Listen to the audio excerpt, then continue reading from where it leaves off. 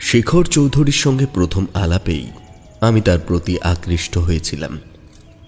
গায়ের রং রোদে পোড়া তামাটে, লম্বায় প্রায় 6 ফুট, পেশল ও বলিষ্ঠ চেহারা, চোখে মুখে একটা আত্মপ্রত্যয়ের ছাপ। এমন একজন মানুষ হঠাৎ চোখে পড়ে না। আমারই এক বন্ধু ভদ্রলোকের সঙ্গে আমার আলাপ করিয়ে দিয়েছিল। আমি একজন লেখক এই কথা শুনে তিনি কৌতূহলের দৃষ্টিতে আমার দিকে তাকিয়েছিলেন। তারপর মৃদু কৌতুকে সুরে বলেছিলেন, আপনারা যেসব রোমাঞ্চকর ঘটনা কল্পনা করেন, অনেক ক্ষেত্রেই আসল ঘটনা তার চাইতে আরো বেশি রোমাঞ্চকর।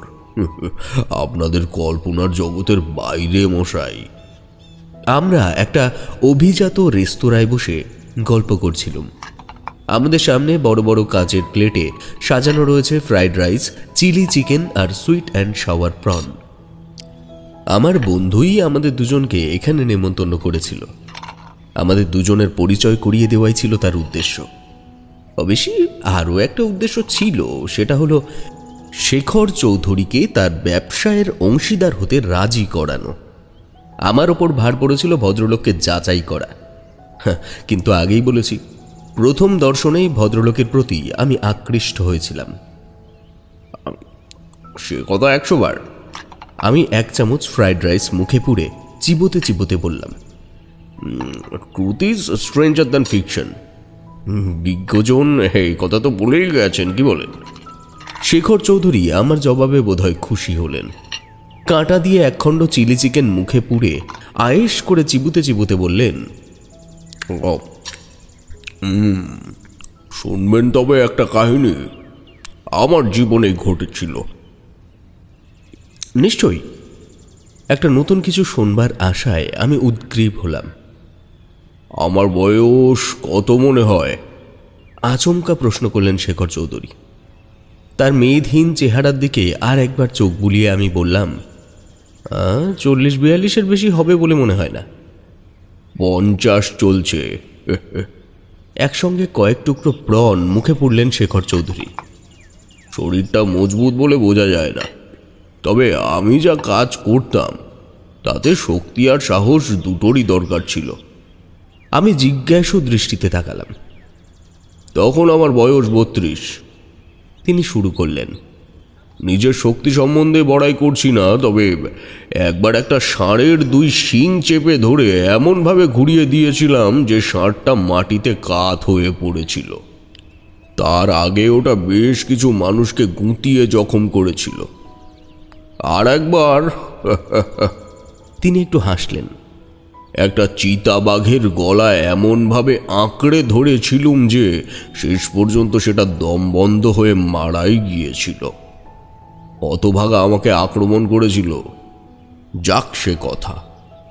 আসামের এক জঙ্গলে সরকার থেকে ইজারা নিয়ে গাছ কাটার জন্য আমি এক তাঁবু ফেলেছিলাম। সেই কাজের জন্য আমাকে ওই জঙ্গলের আশেপাশে বাস করে এমন আদিবাসী মানুষদের সাহায্য নিতে হয়েছিল। জঙ্গলেই ওদের জীবন, ওখানকার সব কিছু নখদর্পণে, তাই আমারও সুবিধা হয়েছিল। মানুষগুলি ছিল সরল, বিশ্বাসী, কিন্তু কুসংস্কারে ভরপুর। আমি কাজের জন্য একজন আদিবাসী ছোকরাকে নিজের কাছে রেখেছিলুম। সে আমার রান্নাবান্না, ব্যক্তিগত সব কাজ করত। আমার এমন ন্যাওটা হয়ে গিয়েছিল ছেলেটা যে আমার জন্য প্রাণ দিতেও প্রস্তুত ছিল। আসলে আমার শক্তির একটা প্রমাণ পেয়েই ও অমন অনুগত হয়ে উঠেছিল। ওইসব মানুষের কাছে শক্তিমানের মর্যাদা আছে, তাকে বোধহয় তারা সবচেয়ে বেশি সম্মান করে। ওই উপজাতিদের একজন সর্দার ছিল। গাছ কাটার লোকের জন্য তার উপরেই আমাকে নির্ভর করতে হয়েছিল, কারণ উপজাতিরা সর্দারের হুকুম ছাড়া আমার কাজে হাতই লাগাবে না। সর্দারের প্রতি তাদের অনুগত্যের মধ্যে একটা শৃঙ্খলা বোধের পরিচয় আমি পেয়েছিলাম, যা সভ্য জগতে সবসময় দেখা যায় না। ওই সর্দারের নির্দেশ মতোই গাছ কাটার কাজ চলছিল। লোকটা নিজেও সেজন্য দিন মজুরি নিচ্ছিল, কিন্তু শুধুমাত্র নির্দেশ দেওয়া ছাড়া কোনো কাজই সে করত না। লোকটা ছিল অত্যন্ত বদমেজাজি আর রূঢ়ভাষী। কার্যসিদ্ধির জন্য তার অনেক বেয়াদপি আমাকে সইতে হচ্ছিল, ফলে তার উদ্ধত ভাবটা বেড়েই চলেছিল। প্রচণ্ড নেশাও করত লোকটা। তারপর একদিন সামান্য কারণে আমার কাজের ছোকরাটিকে সে এমন মারল যে ছেলেটা প্রায় আধমরা হয়ে গেল। তার অপরাধ, সে সর্দারের হুকুম মতো আমার ভাঁড়ার থেকে তাকে একটা বিলিতি সুরার বোতল দেয়নি। আগেই বলেছি, ও ছিল আমার খুব অনুগত আর বিশ্বস্ত। এই ঘটনায় আমি আর ধৈর্য রাখতে পারলুম না। সর্দারকে তার লোকজনের সামনেই পিটুনি দিলাম। এখানে বলে রাখা ভালো, সেও ছিল শক্তিমান, পাথর কুঁদে গড়া মূর্তির মতো চেহারা। লোকটা রাগে অন্ধ হয়ে তার অনুচরদের কাজ বন্ধ করবার হুকুম দিল। একথা বলল যে সে এমন প্রতিশোধ নেবে যা আমি সারা জীবন ভুলতে পারবো না। আমি সে হুমকিতে তোয়াক্কা না করে বললুম, যদি সে কাজ বন্ধ করে দেয় তবে সবার সামনেই আমি তাকে ফাঁসি দেব। সত্যি সত্যি আমি একটা গাছের উঁচু ডালে দড়ির ফাঁস লাগিয়ে তার দিকে এগিয়ে গেলাম। তাকে ভয় দেখানোই ছিল আমার উদ্দেশ্য, আর তাতে কাজও হলো। লোকটা সত্যিই ভয় পেল। তারপর সবাইকে কাজে হাত লাগাতে বলল। এই ঘটনার পর কয়েকদিন কেটে গেছে। আমার ছোকরাটি একদিন চুপি চুপি আমাকে জানালো, সর্দার আমার ওপর প্রতিশোধ নেবার জন্য মতলব আঁটছে। সেই উদ্দেশ্যে ওদের যে পুরোহিত, তার সঙ্গে সে পরামর্শ করছে। ছেলেটির আত্মীয় স্বজন ওই পল্লীতেই থাকত, তাই সময় পেলেই সে চলে যেত তাদের সঙ্গে দেখা করবার জন্যে। সেখানেই সে কথাটা শুনেছে। তার মা তাকে চুপি চুপি কথাটি বলেছে, এও বলেছে কথাটা যেন ফাঁস না হয়। তবে সর্দার তাদের রক্ষা করবে না। ওদের পুরোহিতকে আমি দেখেছি, এক চিমসে বুড়ো, নাকটা বাঁকানো, চোখ দুটো যেন সব সময় লাল। তবে তার নাকি অলৌকিক ক্ষমতা আছে। একটা ঢিবির ওপরে ওই আদিবাসীদের একটা পুরনো মন্দির আছে। সেই মন্দিরে ওদের বিগ্রহ আমি দেখেছি। ভয়াবহ একটা মূর্তি, হে, কালো পাথরের। তা কত বছর আগের কেউ সঠিক বলতে পারে না। ওই পুরোহিত হচ্ছে মন্দিরের পূজারী। সর্দার পর্যন্ত তাকে সমীহ করে চলে, এমন তার দাপট। ভালোর চাইতে মন্দ কাজেই নাকি তার কেরামতি বেশি। যেমন কারো বিরুদ্ধে মৃত্যুবাণ ছুঁড়ে তার জীবনে বিপর্যয় ডেকে আনা, মন্ত্র বলে কাউকে পঙ্গু করে দেওয়া, এই ধরনের কাজে নাকি সে সিদ্ধহস্ত, সাক্ষাৎ শয়তান। আমি অবশ্যই এসব বিশ্বাস করিনি, তাই ছেলেটার কথা হেসে উড়িয়ে দিলাম। বেশ কিছুদিন কেটে গেল। আমার গাছ কাটার কাজ নির্বিঘ্নেই চলছিল। সরকারি লোক এসে যেসব গাছ চিহ্ন দিয়ে যায়, শুধু সেগুলোই কাটতে হবে। তবে এদিক ওদিক যে হয় না এমন নয়। তাছাড়া আজকাল সাধু পুরুষ কে আছে বলুন? সর্বস্তরে দুর্নীতির পাহাড় জমে গেছে। টাকা দিয়ে সব কিছুই কেনা যায়। মায় মানুষের বিবেক। ব্যতিক্রম যে নেই তা আমি বলছি না, তবে তা অসংখ্যের তুলনায় এতই নগণ্য যে তুলনা না করাই ভালো। শেখর চৌধুরী কাচের গ্লাসটা তুলে ঠান্ডা বিয়ারে লম্বা এক চুমুক দিলেন। তারপর কিছুক্ষণ নিঃশব্দে আহারে মন দিলেন। আমার কিন্তু মনে হলো তার ভেতরে যেন একটা তোলপাড় চলছে। অতীত স্মৃতিচারণ করতে গিয়ে তিনি অতীতে ফিরে গেছেন। খাওয়া শেষ করে ন্যাপকিন দিয়ে তিনি মুখ মুছলেন। তারপর এক চুমুকে ঠান্ডা পানীয় নিঃশেষ করে বললেন, সেদিন ছিল অমাবস্যা। সে রাতের কথা আমি ভুলবো না। বনের প্রান্তে আমার তাঁবু, চারিদিকে ঘুটঘুটে অন্ধকার। বিকেল থেকে মেঘ জমেছিল। সন্ধ্যার পর নামলো তুমুল বৃষ্টি। ঘণ্টাখানেক পর থেমে গেল। বেশ শীত শীত করছিল। রাত্রে খাওয়ার পাট চুকলে আমি ক্যাম্প খাটে কম্বল মুড়ি দিয়ে আরাম করে শুয়ে পড়লুম। ছোকরাটা আমার পাশেই একটা ক্যানভাসের ওপর ঘুমোতো। ওর ছিল কুকুরের মতো সজাগ ইন্দ্রিয়। রাতে তাঁবুর আশেপাশে একটু শব্দ হলেই ও জেগে উঠত। একদিক দিয়ে আমার সুবিধেই হয়েছিল, কারণ আমার ঘুম আবার খুব গভীর। রাত্রে যদি কেউ ক্যাম্প খাট শুদ্ধ আমাকে তুলে নিয়ে যায়, তবু বোধহয় আমার ঘুম ভাঙবে না। বালিশে মাথা ঠেকাবার প্রায় সঙ্গে সঙ্গেই ঘুমিয়ে পড়েছিলাম। হঠাৎ তীব্র যন্ত্রণায় আমি চিৎকার করে বিছানা থেকে লাফিয়ে নেমে পড়লাম। বুকের বাঁ দিকটা জ্বলে যাচ্ছে, যেন কেউ জ্বলন্ত অঙ্গার চেপে ধরেছে বুকে। সেই জ্বালা আমি সহ্য করতে পারছিলুম না। আমার চিৎকারে ছোকরাটাও জেগে উঠেছিল। আলো জ্বালিয়ে দেখলুম বুকের বাঁ দিকে আগুনে পোড়ার মতো একটা ক্ষত, অথচ তাঁবুর মুখ যেমন বন্ধ ছিল তেমনই আছে। কেউ তাঁবুর ভেতর ঢুকেছিল তার কোনো প্রমাণ নেই। তাছাড়া আমার কাজের ছেলেটির সজাগ ইন্দ্রিয়ের অনুভূতি এড়িয়ে কেউ তাঁবুর ভেতরে ঢুকবে এমন সম্ভাবনা নেই বললেই চলে। ছেলেটির নাম টিক্কা। আমার বুকের ক্ষত দেখে ওর চোখে মুখে কেমন যেন একটা ভয়ের চিহ্ন ফুটে উঠল। পর মুহূর্তেই ও ছুটে তাঁবুর বাইরে চলে গেল। কিছুক্ষণ পরেই ও ফিরে এলো, হাতে কিছু বুনো লতা পাতা। সেগুলো থেঁতো করে ও আমার ক্ষতের ওপর প্রলেপ লাগিয়ে দিল। একটা ঠান্ডা অনুভূতিতে জ্বলুনি অনেকটা কমে গেল। আরাম পেলাম। কোনো বিষাক্ত পোকামাকড়ের কামড় তাও নয়। আমি মশারির ভেতরে শুই, শোবার আগে টর্চ জ্বালিয়ে ভেতরটা দেখে নিই। তাছাড়া কীটের দংশনের কোনো চিহ্ন নেই। একটা রূপোর টাকার মতো গোল হয়ে ক্ষতটা সৃষ্টি হয়েছে টকটকে লাল আকারে। পরদিন সকালে একটা জিনিস লক্ষ্য করলাম। সর্দার আর চোখে আমাকে লক্ষ্য করছে। আমার চোখে চোখ পড়তেই ও চোখ ফিরিয়ে নিচ্ছিল। তবে কি ওই লোকটাই প্রতিহিংসার বশে কিছু করেছে? কিন্তু তাঁবুতে কারো ঢোকবার সামান্য প্রমাণও ছিল না।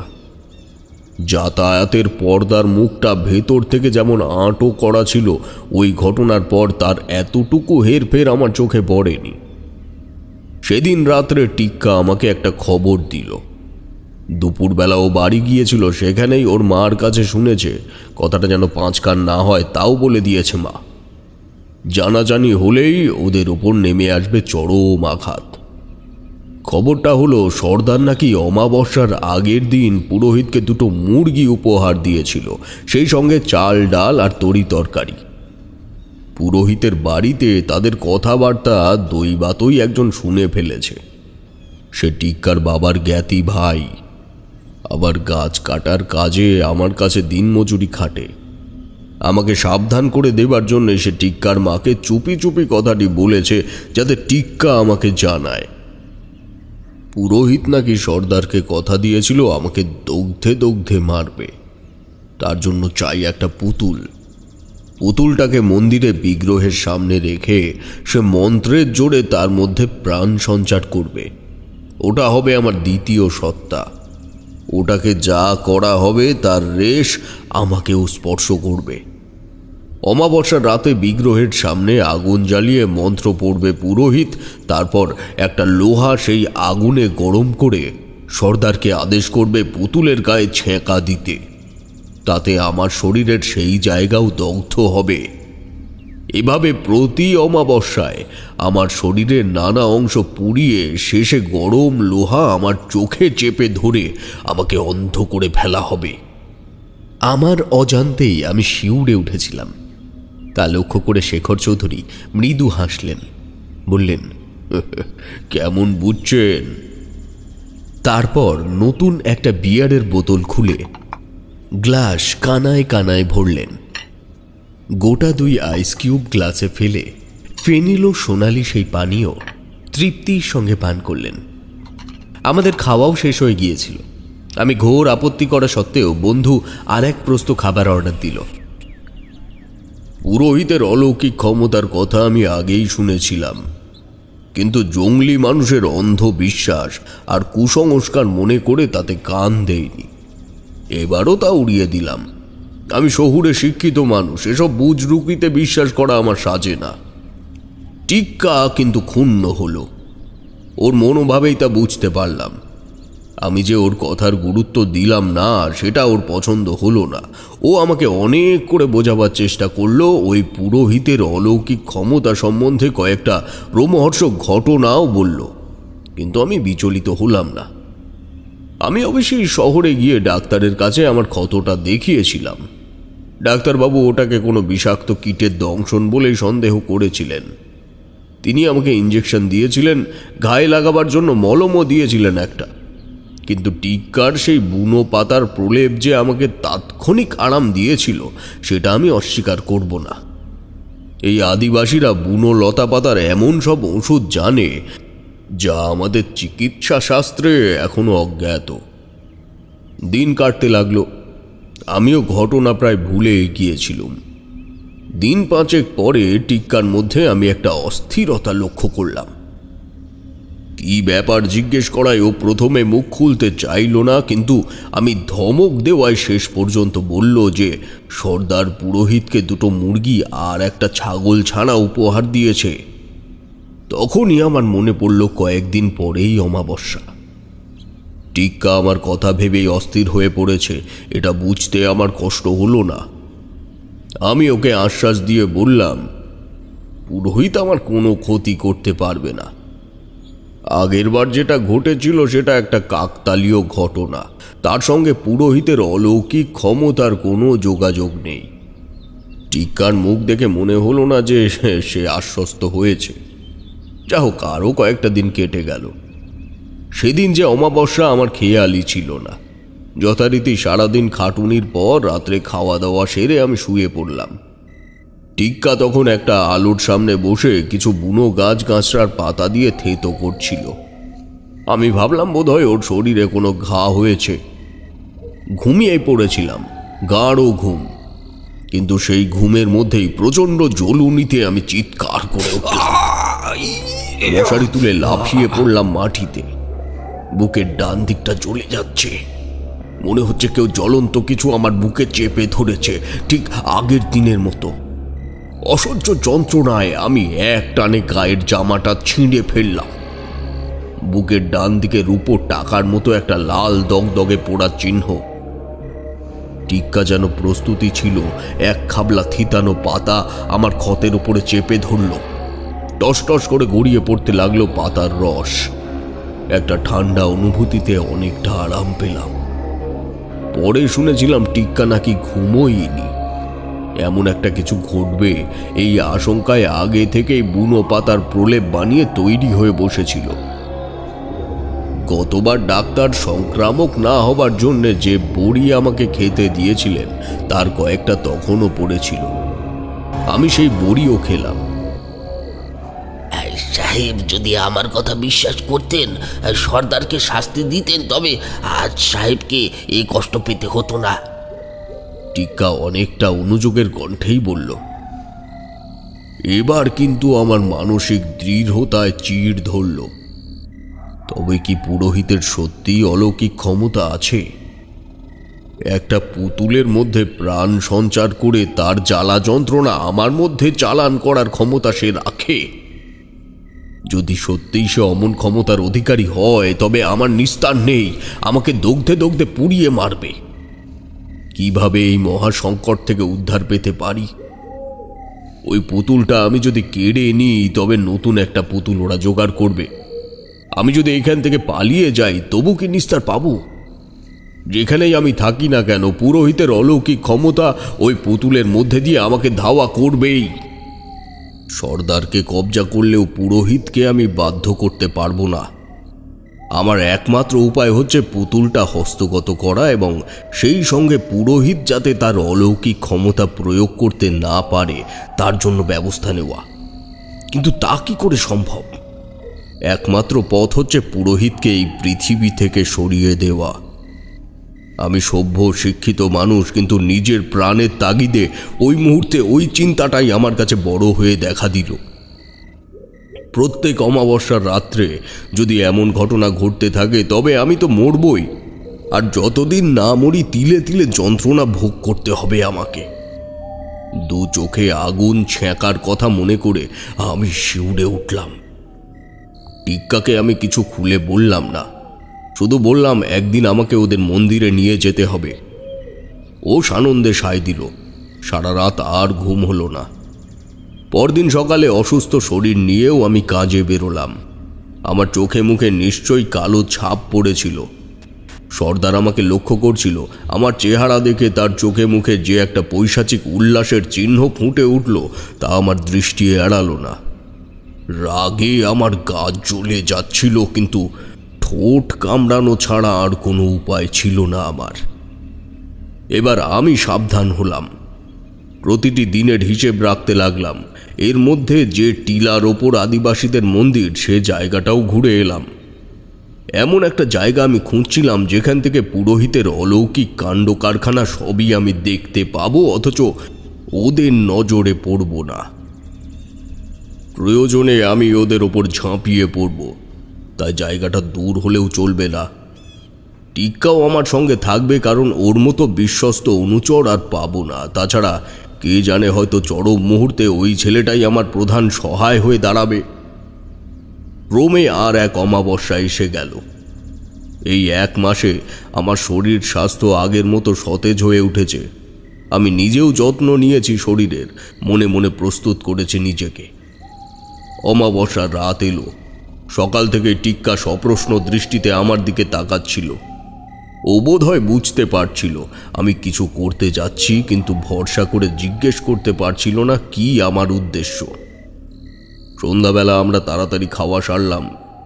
টিক্কাকে নিয়ে আমি বেরিয়ে পড়লাম, সঙ্গে আমার রিভলভারটা নিতে ভুললাম না। যে জায়গাটি আমি বেছেছিলাম সেটা একটা ঝোপ, মন্দিরের চাতালের পাশেই। ওটার আড়াল থেকে মন্দিরের ভেতর সব কিছু দেখা যায়।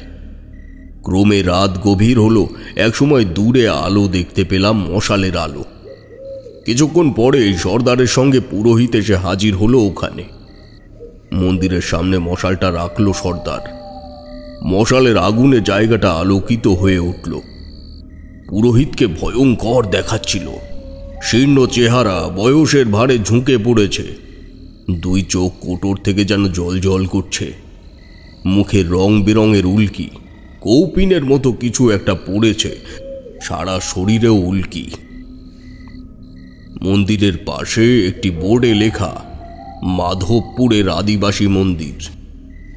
পুরোহিতের নির্দেশে সর্দার মন্দিরের ভেতরে গিয়ে আগুন জ্বালল।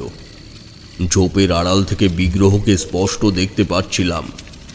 বিভৎস এক মূর্তি, কালো পাথরের, অনেকটা ছাগলের মতো মুখ, 2 শিংও আছে, ভাঁটার মতো 2 চোখ, শরীর কিন্তু মানুষের মতো, সরু সরু 2 পা।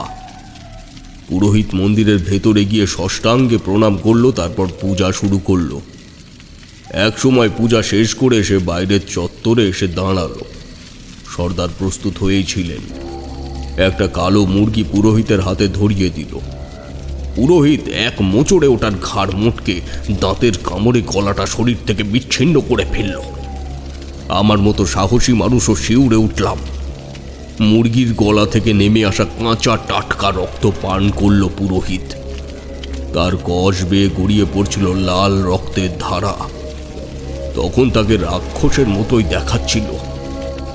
মুরগির দেহটা সে মন্দিরের ভেতরে বিগ্রহের সামনে ছুঁড়ে দিল, আর মুন্ডটা একটা বড় চৌকো পাথরের ওপর বসিয়ে দুলে দুলে দুর্বোধ্য ভাষায় সুর করে কি সব বলতে লাগলো। আমার মনে হলো সে মন্ত্র উচ্চারণ করছে। মাঝে মাঝে একটা পাত্র থেকে কিছু পান করছিল। আমি বুঝতে পারলাম কারণ বাড়ি। রাত ক্রমেই গভীর হচ্ছে।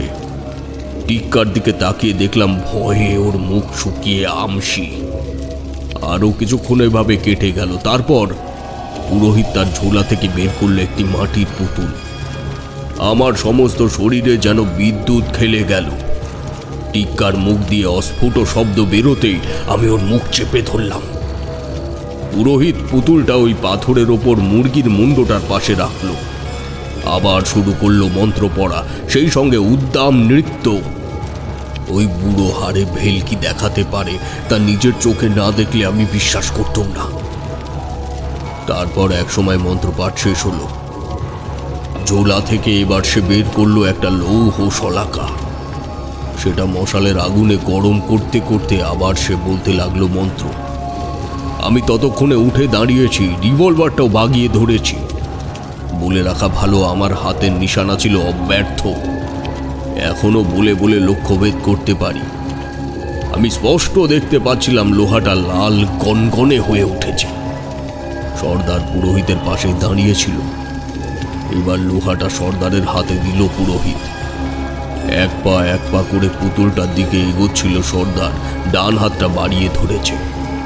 পুতুলটার কাছাকাছি হওয়া মাত্র আমি ওর হাত লক্ষ্য করে গুলি করলাম, আর তীব্র এক চিৎকার করে সর্দার হাত চেপে ধরে বসে পড়ল মাটিতে। তপ্ত লোহাটা মাটিতে লুটোচ্ছে। আমি ছুটে গেলাম, সর্দারকে দু হাতে শূন্যে তুলে এক আছাড় মারলাম আর লোহাটা ছুঁড়ে দিলাম অনেক দূরে। তারপর ফিরে দাঁড়ালাম পুরোহিতের দিকে। আমার চোখ মুখ তখন বোধহয় খুব হিংস্র হয়ে উঠেছিল। পুরোহিতের চোখে দেখলাম আতঙ্কের ছায়া। আমি তার দিকে এক পা এগোচ্ছি আর সে এক পা পেছোচ্ছে। হয়তো গলা টিপেই তাকে আমি মেরে ফেলতাম, কিন্তু তার আগেই অদ্ভুত একটা ঘটনা ঘটে গেল। পুরোহিত হঠাৎ ডান হাত দিয়ে বুকের বাঁ দিকটা চেপে একটা আত্মচিৎকার করে উঠল। তার মুখ যন্ত্রণায় বেঁকে গেছে, দু চোখ ঠিকরে বেরিয়ে আসতে চাইছে। তারপরে সে লুটিয়ে পড়ল মাটিতে, আর নড়ল না। আমি কয়েক মুহূর্ত তার নিস্পন্দ দেহের দিকে তাকিয়ে রইলাম, তারপর এগিয়ে তার বুকে হাত দিলাম। না, বুক ওঠানামা করছে না। আমি নাকের কাছে কান পাতলাম, নিঃশ্বাস পড়ছে না। লোকটা আতঙ্কেই হার্ট ফেল করে মারা গেছে। আমি সর্দারের দিকে এগিয়ে গেলাম। সে উঠে বসে সমস্ত দৃশ্যটা দেখছিল। ভয়ে ওর মুখ বিবর্ণ, দু চোখ বিস্ফারিত। হয়তো লোকটা ভাবছিল যে পুরোহিতের অত অলৌকিক ক্ষমতা, তাকে আমি শুধু দৃষ্টি দিয়ে মেরে ফেললাম। আমার ক্ষমতা না জানি কত। টিক্কাও অদ্ভুত দৃষ্টিতে আমার দিকে তাকিয়েছিল। তারপরেই সর্দার আমার পায়ের ওপর ঝাঁপিয়ে পড়ল, কাতর কণ্ঠে আমার কাছে প্রাণ ভিক্ষা চাইতে লাগলো। বিগ্রহের সামনে শপথ করে বলল, চিরকাল আমার দাস হয়ে থাকবে আর আমার ক্ষতি করবার চেষ্টা করবে না। আমি তাকে আদেশ করলাম পুরোহিতকে দাহ করার ব্যবস্থা করতে। সর্দার বলল তখনই সে লোকজন নিয়ে এসে কাজটা সেরে ফেলবে। আমি তাকে সাবধান করে দিলাম, সেই রাতের ঘটনা সে যেন কাউকে না বলে। তবে তার অপরাধের জন্য পুলিশ ধরলে আমি বাঁচাতে পারবো না। ওই কথায় কাজ হলো। সর্দার দিব্যি করে বলল, ওই রাতের ঘটনা আর কেউ জানবে না। আমরা একটা কেবিনে বসেছিলাম। শেখর চৌধুরী হঠাৎ একটা কাণ্ড করে বসলেন। উঠে দাঁড়িয়ে জামাটা খুলে ফেললেন, তারপর গেঞ্জিটা গুটিয়ে ওপরে তুললেন। আমি আঁতকে উঠলাম। বুকের দুপাশে দুটো বিচ্ছিরি ক্ষতের চিহ্ন, যেন আগুনে ঝলসে গেছে। রূপোর কয়েনের মতো যেন দুটো গোল পোড়া দাগ। ভদ্রলোক গেঞ্জিটা টেনে দিয়ে জামাটা আবার গায়ে দিলেন। আর সেই পুতুলটা? আমি না বলে পারলাম না। সেটা আমি সঙ্গে করে নিয়ে এসেছিলাম। বিয়ারের গ্লাসে একটা লম্বা চুমুক দিয়ে তিনি মুচকি হেসে বললেন, সেই ঘটনা স্মৃতিচিহ্ন হিসেবে ওটা আমি কাঁচের আলমারিতে যত্ন করে সাজিয়ে রেখেছি।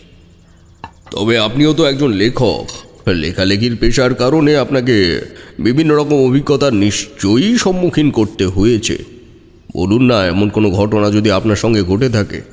আমি আরও দুটো বিয়ার খেতে চাই। অনেক দিন পর এরকম একটা বসার জায়গা পেয়েছি। কথাটা একেবারে ভুল বলেননি শেখর চৌধুরী। আমার জীবনেও অল্প বিস্তর এমন অলৌকিক ঘটনার সম্মুখীন আমায় হতে হয়েছে।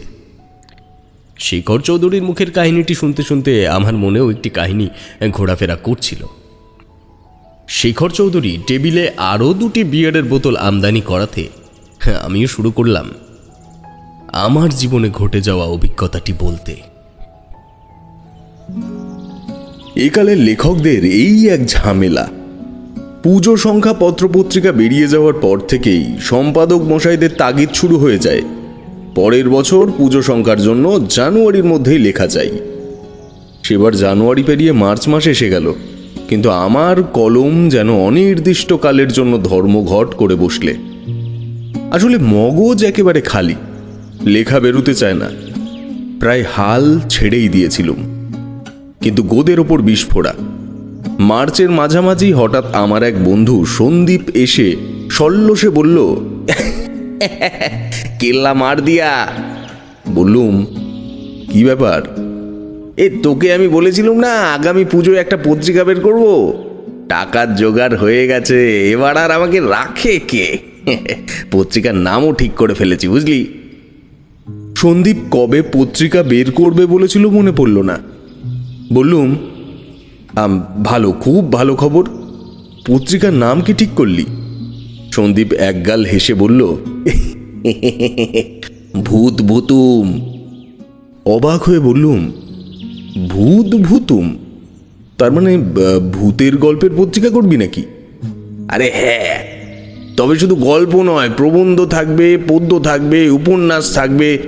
আর সেই উপন্যাস তোকেই লিখতে হবে। টাকার কথা ভাবিস না, লেখকদের আমরা উপযুক্ত দক্ষিণাই দেব। ওর কথা শুনেই আমার মাথা ভোঁ ভোঁ করছিল। সন্দীপ যেমন জেদি তেমনই গোয়ার গোবিন্দ। করুণ মুখে বললুম, সন্দীপ, তোর পত্রিকায় লিখে কি টাকা নিতে পারি, কিন্তু কথাটা কি জানিস, ভূতের আর একটুও চাহিদা নেই। সেই মান্ধাতার আমল থেকে ভূত নিয়ে এত লেখা হয়ে গেছে যে পাঠক ভূতকে আর একটুও ভয় পায় না। তাছাড়া স্বনামধন্য ত্রৈলোক্যনাথ মুখোপাধ্যায় ভূতের সার কথা লিখে গেছেন। এদিকে নতুন ভূত হলেও কথা ছিল, পুরনো ভূতেরা বাসি হয়ে পচে গিয়ে দুর্গন্ধ ছড়াচ্ছে। কাজেই সন্দীপ আমার কথায় বাধা দিয়ে বলল, এই দাঁড়া, কি যে বলিস তুই? আরে আমার আইডিয়াটা তো তাই অন্যরকম। তুই নতুন ভূতের কথা বললি, সেই আনকোড়া নতুন ভূত নিয়েই শারদিয়া ভূত ভূতুম পত্রিকা বের করতে চাই, বুঝলি? তাই একদিন অনেক রকম ভূতের গল্প লিখেছিস, এবার নতুন রকমের ভূত নিয়ে একখানা উপন্যাস তোকে লিখতেই হবে। তুই একালে ত্রৈলোক্যনাথ মুখোপাধ্যায় হয়ে যাবি। হতাশ হয়ে বললুম, ভাই সন্দীপ, তোকে খুলেই বলি, এবার মানুষ নিয়েও কোনো লেখা আসছে না তো, ভূত। আহা, নতুন ভূত? আরে কিন্তু নতুন ভূত পাচ্ছি কোথায়? আমার মগজ একেবারে খালি। কল্পনার যন্ত্রটা মগজের মধ্যেই থাকে, সেটাই বিগড়ে গেছে। কল্পনা ছাড়া কি লেখা হয় রে? সন্দীপ একটু চুপ করে থাকার পর গম্ভীর হয়ে বলল, বুঝেছি। কলকাতায় তোর এই ঘরে বইপত্তরে আবর্জনার মধ্যে বসে কি আর লেখা আসে? তোর প্রবলেম আমি বুঝেছি। এক কাজ কর, বীরভূম জেলার ঘুমঘুমিতলায় আমার ঠাকুরদার পৈতৃক একটা বাড়ি আছে। নিরিবিলিতে দোতলা বাড়ি, পিছনে পুকুর আছে। এই বসন্তকালে প্রকৃত পরিবেশ আর পাখি টাকির ডাক, মানে ওয়ান্ডারফুল জায়গা। বিশেষ করে লেখকদের লেখার জন্য অত সুন্দর জায়গা আর কোথাও নেই। বাড়িটার কেয়ারটেকারের নাম কালাচাঁদ। আমরা যখন ওখানে বেড়াতে যাই তাকে কালাচাঁদ খুড়ো বলেই ডাকি, ডান পিটে লোক। খুড়ো বললে খুব খুশি হয়। তাই আজই ওখানে চলে যা, 1 মাস 1.5 মাস যতদিন খুশি থাক, লিখবি। তার চেয়ে বড় কথা, নতুন ধরনের ভূত দেখতে পাওয়ার একটা চান্স ওখানে 99%। সন্দীপের কথা আমার মনে ধরল। ওর পত্রিকার জন্য ভূতের উপন্যাস না লেখা হোক, স্থান বদলের দরুন আমার মগজে কল্পনা শক্তিটা ফিরে আসবার সম্ভাবনা প্রচুর। তাই রাজি হয়ে গেল। সন্দীপ এসটিডি ফোনে ঘুমঘুমিতলায় তার বাবার বন্ধু এক ডাক্তারবাবুকে জানিয়ে দেবে এবং তিনি কালাচাঁদকে আমার যাওয়ার খবরটা নিয়ে বলে রাখবেন। হাওড়া স্টেশনে 12টা 5-এর ট্রেনে চেপে আমাকে নামতে হবে হিংলিডিহি স্টেশনে। সেখান থেকে বাসে চেপে ঘুমঘুমিতলা পৌঁছব। স্টেশন থেকে 18 কিলোমিটার দূরত্ব। বাস স্টপে কালাচাঁদ থাকবে। সন্দীপ চলে যাওয়ার সময় আবার বলে গেল, এই শোন, প্রথমে কিন্তু আমার পত্রিকার জন্য উপন্যাস লিখতে বসবি। পরে বুঝতে পেরেছিলাম সন্দীপ ভূত ভুতুম পত্রিকার শারদীয়ার সংখ্যার জন্য আমার উপন্যাস সর্বাগ্রে পেতে চায়। তাই আমাকে সে তার গাড়িতে চাপিয়ে হাওড়া স্টেশনে পৌঁছে দিয়েছিল এবং ট্রেনেও তুলে দিয়েছিল।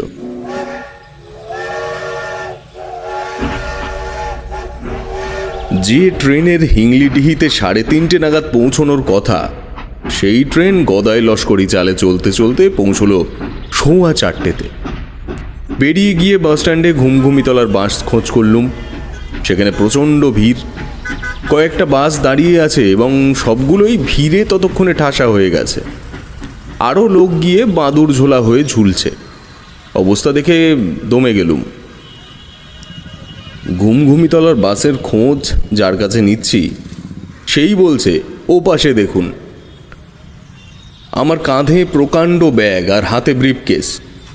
আমার বাসটারও যদি ওই রকম অবস্থা হয়, কেমন করে আমি তাতে চাপবো বুঝতে পারছিলাম না। সেই সময় বেঁটে গোলগাল চেহারা ধুতি পাঞ্জাবি পরা এক ভদ্রলোককে দেখতে পেলুম। তার কাঁধে একটা কাপড়ের নকশা কাটা ব্যাগ। তিনি এক প্রান্তে চুপচাপ দাঁড়িয়েছিলেন, মাথায় টাক, মুখে কেমন একটা যেন হাসি। তার কাছে গিয়ে খোঁজ করতেই তিনি সহাস্যে বললেন, একটু অপেক্ষা করুন, খবর নিয়েছি।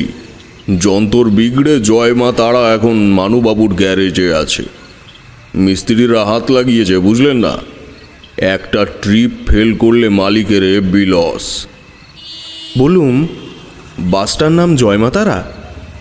ভদ্রলোকের সঙ্গে ভাব জমানোর চেষ্টা করলুম। আপনি কোথায় যাবেন? ভদ্রলোক মুচকি হেসে বললেন, আপনি যেখানে যাবেন তা মশাই আশা হচ্ছে কোত্থেকে? কলকাতা থেকে। ঘুমঘুমিতলায় কাদের বাড়ি যাওয়া হবে? চাটুর্যে মশাইদের বাড়ি। বাড়িটার নাম গিরিবালা ভবন। ও তাই বলুন। অবনী চাটুর্যে এখন কলকাতায় চলে গেছে। অবনী স্কুলে আমার ক্লাস ফ্রেন্ড ছিল। তামশাই কি অবনীর আত্মীয়? না না, অবনীবাবুর ছেলে সন্দীপ আমার বন্ধু। সন্দীপ মানে শানু আপনার সঙ্গে আসেনি? সে এখন ব্যস্ত, আমি একা এসেছি। ভদ্রলোক কেন কে জানে মুচকি হাসলেন। তা ভালো, কালা চাঁদ আছে, গন্ডগোলে পড়লে সে একাই 100। একটু চমকে উঠেছিলুম। গন্ডগোল মানে? কিসের গন্ডগোল? আরে ও কিছু না বলে ভদ্রলোক রাস্তার দিকে তাকালেন। রেডি হন, জয়মাতারা আসছে মনে হচ্ছে। প্লিজ আমাকে বাসে উঠতে আপনি যদি একটু সাহায্য করেন। আলবাত করব। আমার বাল্যবন্ধুর ছেলের বন্ধু আপনি। এক কাজ করবেন, আপনি আমার পেছনে আঠার মতো সেঁটে থাকবেন একদম, ঠিক আছে? ছেড়ে গেলেই বিপদ। সেঁটে থাকলে দেখবেন ঠিক বাসের মধ্যিখানে পৌঁছে গেছেন। আগে থেকে সাবধান করে দিলুম। একটা খালি বাস হর্ন দিতে দিতে এসে দাঁড়ানো মাত্র আমি সত্যিই খালি বাঁ হাত দিয়ে ভদ্রলোকের পেটের দিকটায় জড়িয়ে ধরেছিলাম। তারপর যেন ঝড় প্লাবন মহাপ্রলয়ের মধ্যে দিয়ে অসহায় হয়ে প্রায় ভেসেই চললুম। এরপর কি ঘটল বুঝলুম না। একসময় দেখলুম আমি সেই ভদ্রলোকের পাশে চিড়ে চ্যাপটা হয়ে বসে আছি। না, কাঁধের প্রকাণ্ড ব্যাগটি ঠিকই আছে, তবে ভদ্রলোকের পেটের উপরে আছে এই যা। হাতের ব্রিফকেস 2 পায়ের ফাঁকে এখন ঢুকে গেছে। ভদ্রলোক শ্বাস প্রশ্বাসের মধ্যে বলে উঠলেন, জয় মা তারা। আমিও মনে মনে বললুম, জয় মা তারা। বাসটার মধ্যে মানুষ আর জিনিস ঠেসে প্রায় দলা পাকিয়ে আছে। পিঠে খোঁচা খেয়ে অতি কষ্টে মুখ ঘুরিয়ে দেখলুম বাইরে বাদুর ঝোলা হয়ে লোক ঝুলছে। ভেতরের লোকেরা চেঁচাচ্ছে, বাস চালাও, বাস চালাও। বাসের ছোকরা অ্যাসিস্ট্যান্ট বাসের গায়ে থাপ্পড় মেরে হাঁক দিচ্ছে, আর ছেড়ে গেল, ছেড়ে গেল, ছেড়ে গেল, বেলতলা, তালতলা, ঝুমঝুমিতলা, ঘুমঘুমিতলা। যাত্রীদের চেঁচামেচিতে অবশেষে বাসের চাকা গড়ালো। কিন্তু এই যে দেখছি ভূমিকম্প হচ্ছে যেন। প্রচণ্ড ঝাঁকুনি আর মাঝে মাঝে কেমন গো গো গড়র গড়র বিদঘুটে শব্দ। জানলার বাইরে মানুষের মাথা। বাইরে কিছু দেখা যাচ্ছে না। কিছুক্ষণ পরে সঙ্গী ভদ্রলোককে জিজ্ঞেস করলাম, দাদা পৌঁছতে কতক্ষণ লাগবে? তিনি হাই তুলে বললেন, রাস্তার বেহাল অবস্থা, 2 ঘন্টাও লাগতে পারে, 3 ঘন্টাও লাগতে পারে। চিন্তা করবেন না, জয় মা তারা। বলে তিনি চোখ বুজলেন এবং তার চিবুকটা বুকে বসে গেল। ঘুমিয়ে পড়লেন নাকি? খানাখন্দে পড়ে বাসের চাকা অদ্ভুত শব্দ করছে। বাসের গতি মন্থর। তারপর লক্ষ্য করলাম সেই অ্যাসিস্ট্যান্ট চিৎকার করে উঠছে। শুধু তলা শব্দটাই বুঝতে পারছি, আর বাসটা থেমে যাচ্ছে। ভাবছি এই বুঝি বাস খালি হলো, কিন্তু যতজন নামছে তার বেশি উঠছে। জোর ধস্তাধস্তি, ধাক্কাধাক্কি, ঝগড়া চলছে দুপক্ষের মধ্যে। অবশেষে আমার চোখও বুঝে এলো। কি আর করা যাবে? লেখার স্বার্থে এই কষ্টটা না করে উপায় নেই। কষ্ট না করলে কি কেষ্ট মেলে? একসময় সঙ্গী ভদ্রলোকের খোঁচা খেয়ে চোখ খুলতে হলো। তিনি আমার ব্যাগটা আমার কোলে ঠেলে দিয়ে জয় মা তারা বলে উঠে দাঁড়ালেন। বাসে তখনও যথেষ্ট ভিড়। আমিও ভদ্রলোকের দেখা দেখে উঠে পড়লুম এবং জনাতিনেক লোক আমাদের সিটে তখনই সশব্দে বসে পড়ল। তারপর ঠেলাঠেলি করে ভদ্রলোকের পিঠে আগের মতো সেঁটে থেকে দরজার দিকে এগিয়ে গেল। এতক্ষণে দেখতে পেলুম দরজার ধারে দাঁড়িয়ে কন্ডাক্টর টিকিটের পয়সা নিচ্ছে। ভদ্রলোককে 3 টাকা দিতে দেখে আমিও তাই দিলুম। অ্যাসিস্ট্যান্ট তলা তলা বলে চেঁচাচ্ছিল, কোন তলা তা বোঝা যাচ্ছিল না। অবশেষে বাস থামল। ভদ্রলোকের সঙ্গে আমিও নেমে গেলুম, কিন্তু আর কোনো যাত্রী নামল না। বাসটা চলে গেল। গাছের নিচে আবছা আঁধারে দাঁড়িয়ে দেখি ভদ্রলোক এগিয়ে যাচ্ছেন। কাছে গিয়ে বললুম, ওহ, একটা সাংঘাতিক অভিজ্ঞতা হলো বটে, তবে আপনি না থাকলে। ভদ্রলোক আমাকে থামিয়ে দিয়ে খ্যাক করে হেসে বললেন, আরে কি কাণ্ড, আপনিও এই স্টপে নেমে পড়েছেন দেখছি। অবাক হয়ে বললুম, কেন? আপনিও তো ঘুমঘুমিতলায় নামবেন বলেছিলেন। কি বিপদ, এটা তো ঝুমঝুমিতলা স্টপ। আরে আপনি শোনেননি ঝুমঝুমিতলা বলে চেঁচাচ্ছিল?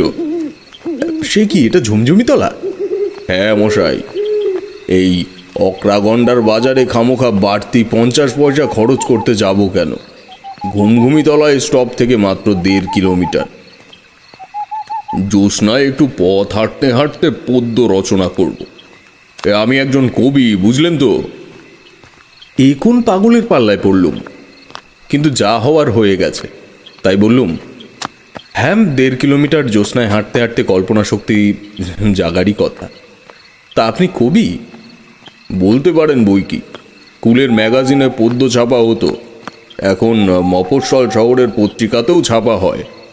খানকতক পদ্য দিতেই তো হিংলিঢি গিয়েছিলুম। এবার আপনার নামটা জানতে পারি?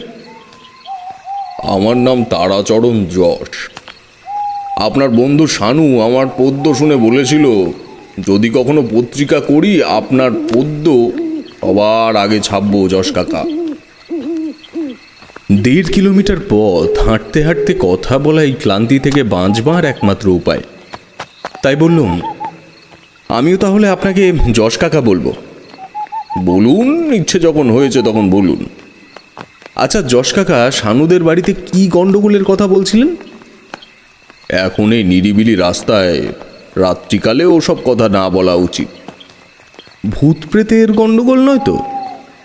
তারাচরণ যশ থমকে দাঁড়ালেন। রাম রাম রাম। পেছনে ঝুমঝুমিতলা, একটা বট গাছ আছে ওখানে। রাত বিরেতে পেতনি ঝুমঝুম শব্দে নুপুর বাজিয়ে নাচে। কাজেই রাম রাম রাম রাম রাম রাম। তিনি আবার পা বাড়ালেন। বললুম, ঠিক আছে, আপনার একটা পদ্য শোনান বরং। যশবাবু হাসলেন। কদিন থেকে একটা পদ্য লিখছি, তবে শেষ লাইনটা কিছুতেই মেলাতে পারছি না। বড্ড সমস্যায় পড়েছি। আপনি তো কলকাতায় থাকেন, শিক্ষিত মানুষ, একটু সাহায্য করতে নিশ্চয় পারবেন। ঝোঁকের বসে বলে ফেললুম, আমি আগে পদ্যই লিখতুম, এখন অবশ্য গদ্য লিখি। শারদীয়া সংখ্যা পত্রপত্রিকায় লেখার জন্যেই নিরিবিলি জায়গা খুঁজছিলুম।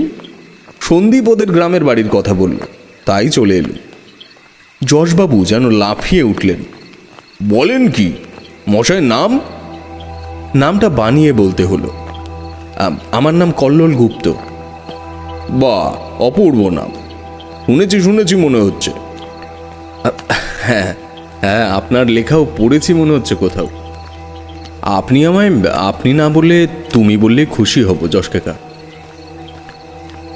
যশবাবু খুশি হয়ে বললেন, আচ্ছা তাই বলছি।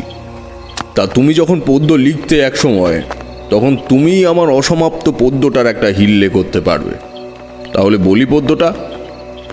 বলুন। যশবাবু গলা ঝেড়ে চাঁদের দিকে তাকিয়ে সুর ধরে বললেন, পাতুবাবু ছাতু খান অতি আহ্লাদে, জল্লাদ ধরে নিয়ে যায় প্রহ্লাদে। রামবাবু রেগে লাল, সন্দেশে কেন ঝাল। এবার যশবাবু থেমে গেলেন। শ্বাস ছেড়ে বললেন,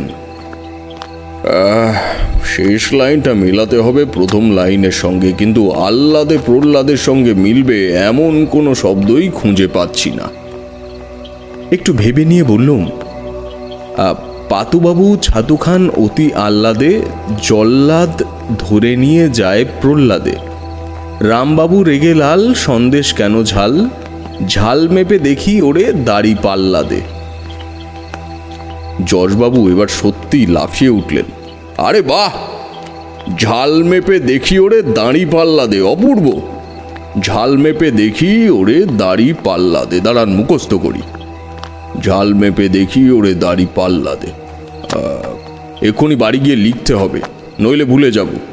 ঝাল মেপে দেখি ওরে দাড়ি পাল্লাদে, ঝাল মেপে দেখি ওরে দাড়ি পাল্লাদে, ঝাল মেপে দেখি ওরে, আর শর্টকাটে যাই রে, দাড়ি পাল্লাদে। সুর ধরে বলতে বলতে তারাচরণবাবু বাঁ দিকে ঘন কালো রঙের মধ্যে দৌড়ে অদৃশ্য হয়ে গেলেন। আমি হতভম্ব হয়ে দাঁড়িয়ে রইলুম। একটু পরে বুঝতে পারলুম ওটা একটা আম বাগান। শর্টকাটে আম বাগানের ভেতর দিয়ে উনি বাড়ি গিয়ে এখনই লাইনটা লিখে ফেলবেন। কিন্তু কেন যে সন্দীপের ভূত ভূতুম পত্রিকার কথাটা বলিনি, বললে উনি আমাকে গিরিবালা ভবনে পৌঁছে দিতেন। নিজের বোকামিতে রাগ হচ্ছিল। ঘুমঘুমিতলায় কালাচাঁদ খুঁড়ো থাকার কথা, এখনো সেটা কত দূরে কে জানে। কয়েক পা এগিয়েছি, হঠাৎ পাশের একটা গাছের ছায়া থেকে কেউ রাস্তায় এসে করজোরে প্রণাম করে বলল, মশাই কি কলকাতা থেকে আসছেন? মশাই কি শানুবাবুর বন্ধু? বললুম, হ্যাঁ, তুমি কালাচাঁদ খুঁড়ো? জ্যোৎস্নায় লোকটাকে ছায়ামূর্তি বলে মনে হচ্ছিল। সে বলল, আগে না, আমি কালাচাঁদ না, গুঁড়াচাঁদ, কালাচাঁদের মাস্তুতো ভাই। কই দিন আপনার মালপত্র দিন, আমি বয়ে নিয়ে যাই, আপনি আরামে হেঁটে আসুন। কুড়াচাঁদকে আমার কাঁধের ব্যাগ দিলুম। হাতের ব্রিফকেসটা সে প্রায় ছিনিয়ে নিল, কিন্তু সে এমনভাবে হাঁটতে থাকলো যে আমি তার সঙ্গ ধরতে হাঁপিয়ে উঠছিলুম। তাই বললুম, ও গোড়াচাঁদ খুঁড়ো, আরে একটু আস্তে হাঁটো, এই খানাখন্দে ভরা রাস্তায় আছাড় খাবো যে। গোড়াচাঁদ গতি কমিয়ে মুখ ঘুরিয়ে হাসল। জ্যোৎস্নায় মানুষের দাঁত কি অত চকচক করে? সে সহাস্যে বলল, আমাকেও খুঁড়ো বলছেন? বাহ, আপনি খুব ভালো লোক। কালাচাঁদকে গ্রামে সবাই খুঁড়ো বলে, আমাকে কেউ খুঁড়ো বলেনি। আচ্ছা গোড়াচাঁদ খুঁড়ো, তারাচরণ যশমশাইকে তুমি চেনো? খুব চিনি, আর চিনি বলেই তো গাছপালার ছায়ায় আড়ালে চুপি চুপি হাঁটছিল। কেন? আগে ওর পদ্য শোনার ভয়ে। গত আশ্বিন মাসে এক রাত্রিরে 101খানা পদ্য শুনিয়ে ছেড়েছিলেন। অগত্যা কি করব? রসিকতা করে বললুম, পাতবো শিয়াল ধরার ফাঁদ, কাঁদবে শিয়াল হুক্কা হুয়া, যশমশাই ধরবে ধুয়া, ক্যা হুয়া ক্যা হুয়া। গোড়াচাঁদ থমকে দাঁড়িয়ে তেমনি চকচকে দাঁতে হাসল। ওরে বাবা, আপনি যে যশমশাইয়ের কর্তা বাবা দেখছি, বাহ! আমি এবার যশমশাইকে ছড়াটা শুনিয়ে ছাড়ব, এখনো উনি বাড়ি পৌঁছতে পারেননি। বলে সে সুর ধরে আওড়ালো, নামটি আমার গুড়াচাঁদ, পাতবো শিয়াল ধরার ফাঁদ, কাঁদবে শিয়াল হুক্কা হুয়া, যশমশাই ধরবে ধুয়া, ক্যা হুয়া ক্যা হুয়া। তারপর আমাকে হতবাক হয়ে সে এই ছড়াটা সুর ধরে বলতে বলতে রাস্তার বাঁ দিকে গাছপালার ভেতরে উধাও হয়ে গেল। সম্বিত ফিরে পেয়ে চিৎকার করে ডাকলুম, গোড়াচাঁদ খুঁড়ো, গোড়াচাঁদ খুঁড়ো। তখনও তার ছড়াটা শোনা যাচ্ছিল, কিন্তু কেমন যেন খ্যান খ্যানে গলার স্বর। এবার আমার মনে পড়ল, সর্বনাশ, লোকটা ছিনতাইবাজ। চালাকি করে আমার ব্যাগ আর ব্রিফকেস হাতিয়ে নিয়ে পালিয়ে গেল। সে যেদিকে গেছে সেদিকে ছুটে গিয়ে তাকে ধরে ফেলা আমার পক্ষে অসম্ভব, তাই হন্তদন্ত হয়ে হাঁটতে থাকলুম। একটু পরে সামনে টর্চের আলো জ্বলে উঠল। তারপর আলোটা আমার উপর এসে পড়ল। এবার বোধহয় ডাকাত আসছে। আতঙ্কে চেঁচিয়ে উঠলুম, কালাচাঁদ খুড়ো, কালাচাঁদ খুড়ো, ভারী গলায় লোকটা বলে উঠল। মশাই কি শানু বাবুর বন্ধু? মশাই কি কলকাতা থেকে আসছেন? এও যে গোড়াচাঁদের ভঙ্গিতে কথা বলছে। বললুম, হ্যাঁ, তুমি কে? টর্চ নিভিয়ে লোকটা করজোড়ে প্রণাম করে বলল, আগে আমি কালাচাঁদ। বাস স্টপে আপনার জন্য দাঁড়িয়েছিলুম, বাস চলে গেল, আপনি নামলেন না। তারপর আমার মনে হলো বাবু মশাই তো এ তল্লাটে নতুন এসেছেন, ভুল করে ঝুমঝুমি তলায় নেমে পড়েননি তো, তাই দেখতে আসছিলাম। হঠাৎ কানে এলো কেউ গুণাচাঁদ খুড়ো বলে চেঁচাচ্ছে। বললুম, আরে আমি চেঁচাচ্ছিলাম কালাচাঁদ খুড়ো। গোড়াচাঁদ আমাকে বলল সে তোমার মাস্তুতো ভাই, তুমি তাকে আমার খোঁজে পাঠিয়েছ। কি বিপদ! তা আপনার মালপত্তর কই? গোড়াচাঁদ খুড়ো নিয়ে পালিয়ে গেল। কালাচাঁদ রুদ্ধ স্বরে বলল, ওরে হতচ্ছাড়া, দেখাচ্ছি মজা। কথায় বলে না, স্বভাব যায় না মূলে। স্বভাব বাবু মশাই, স্বভাব। স্বভাব যায় না মূলে মানে? এখন সব কথা থাক, চলুন, শানুদের বাড়ি এখান থেকে কাছে, আমার সঙ্গে আসুন। সে পায়ের কাছে টর্চের আলো ফেলে হাঁটতে থাকলো। বাঁদিকে একটা অনাবাদি মাঠের পথে আমরা হেঁটে যাচ্ছিলাম। যেতে যেতে এতক্ষণে দেখলুম কালাচাঁদের এক হাতে লাঠি আছে। আবার ভয় পেলুম, লাঠির ঘায়ে আমাকে মেরে মানিব্যাগ হাতিয়ে নেবে না তো? এ কি সত্যি সন্দীপের বাড়ির কেয়ারটেকার কালাচাঁদ, নাকি কোনো ডাকাত নিরিবিলি জায়গায় নিয়ে গিয়ে লাঠি তুলবে? আমি তৈরি হয়ে হাঁটছিলুম। কিছুক্ষণ পরে একটা পুকুরের পাড়ে উঠে সে বলল, এই পুকুরটা শানুদের, ওই দেখুন ওদের বাড়ি। দোতলা বাড়িটাতে বিদ্যুতের আলো জ্বলছে দেখে সাহস ফিরে পেলুম। বললুম, ঘুমঘুমি তলায় ইলেকট্রিসিটি আছে দেখছি। আগে হ্যাঁ, বছর 3 হলো ইলেকট্রিসিটি এসেছে। জোর শ্বাস ছেড়ে বললুম, ওহ, কিন্তু আমার ব্যাগ আর ব্রিফকেসের কি হবে খুড়ো? কালাচাঁদ হাসল।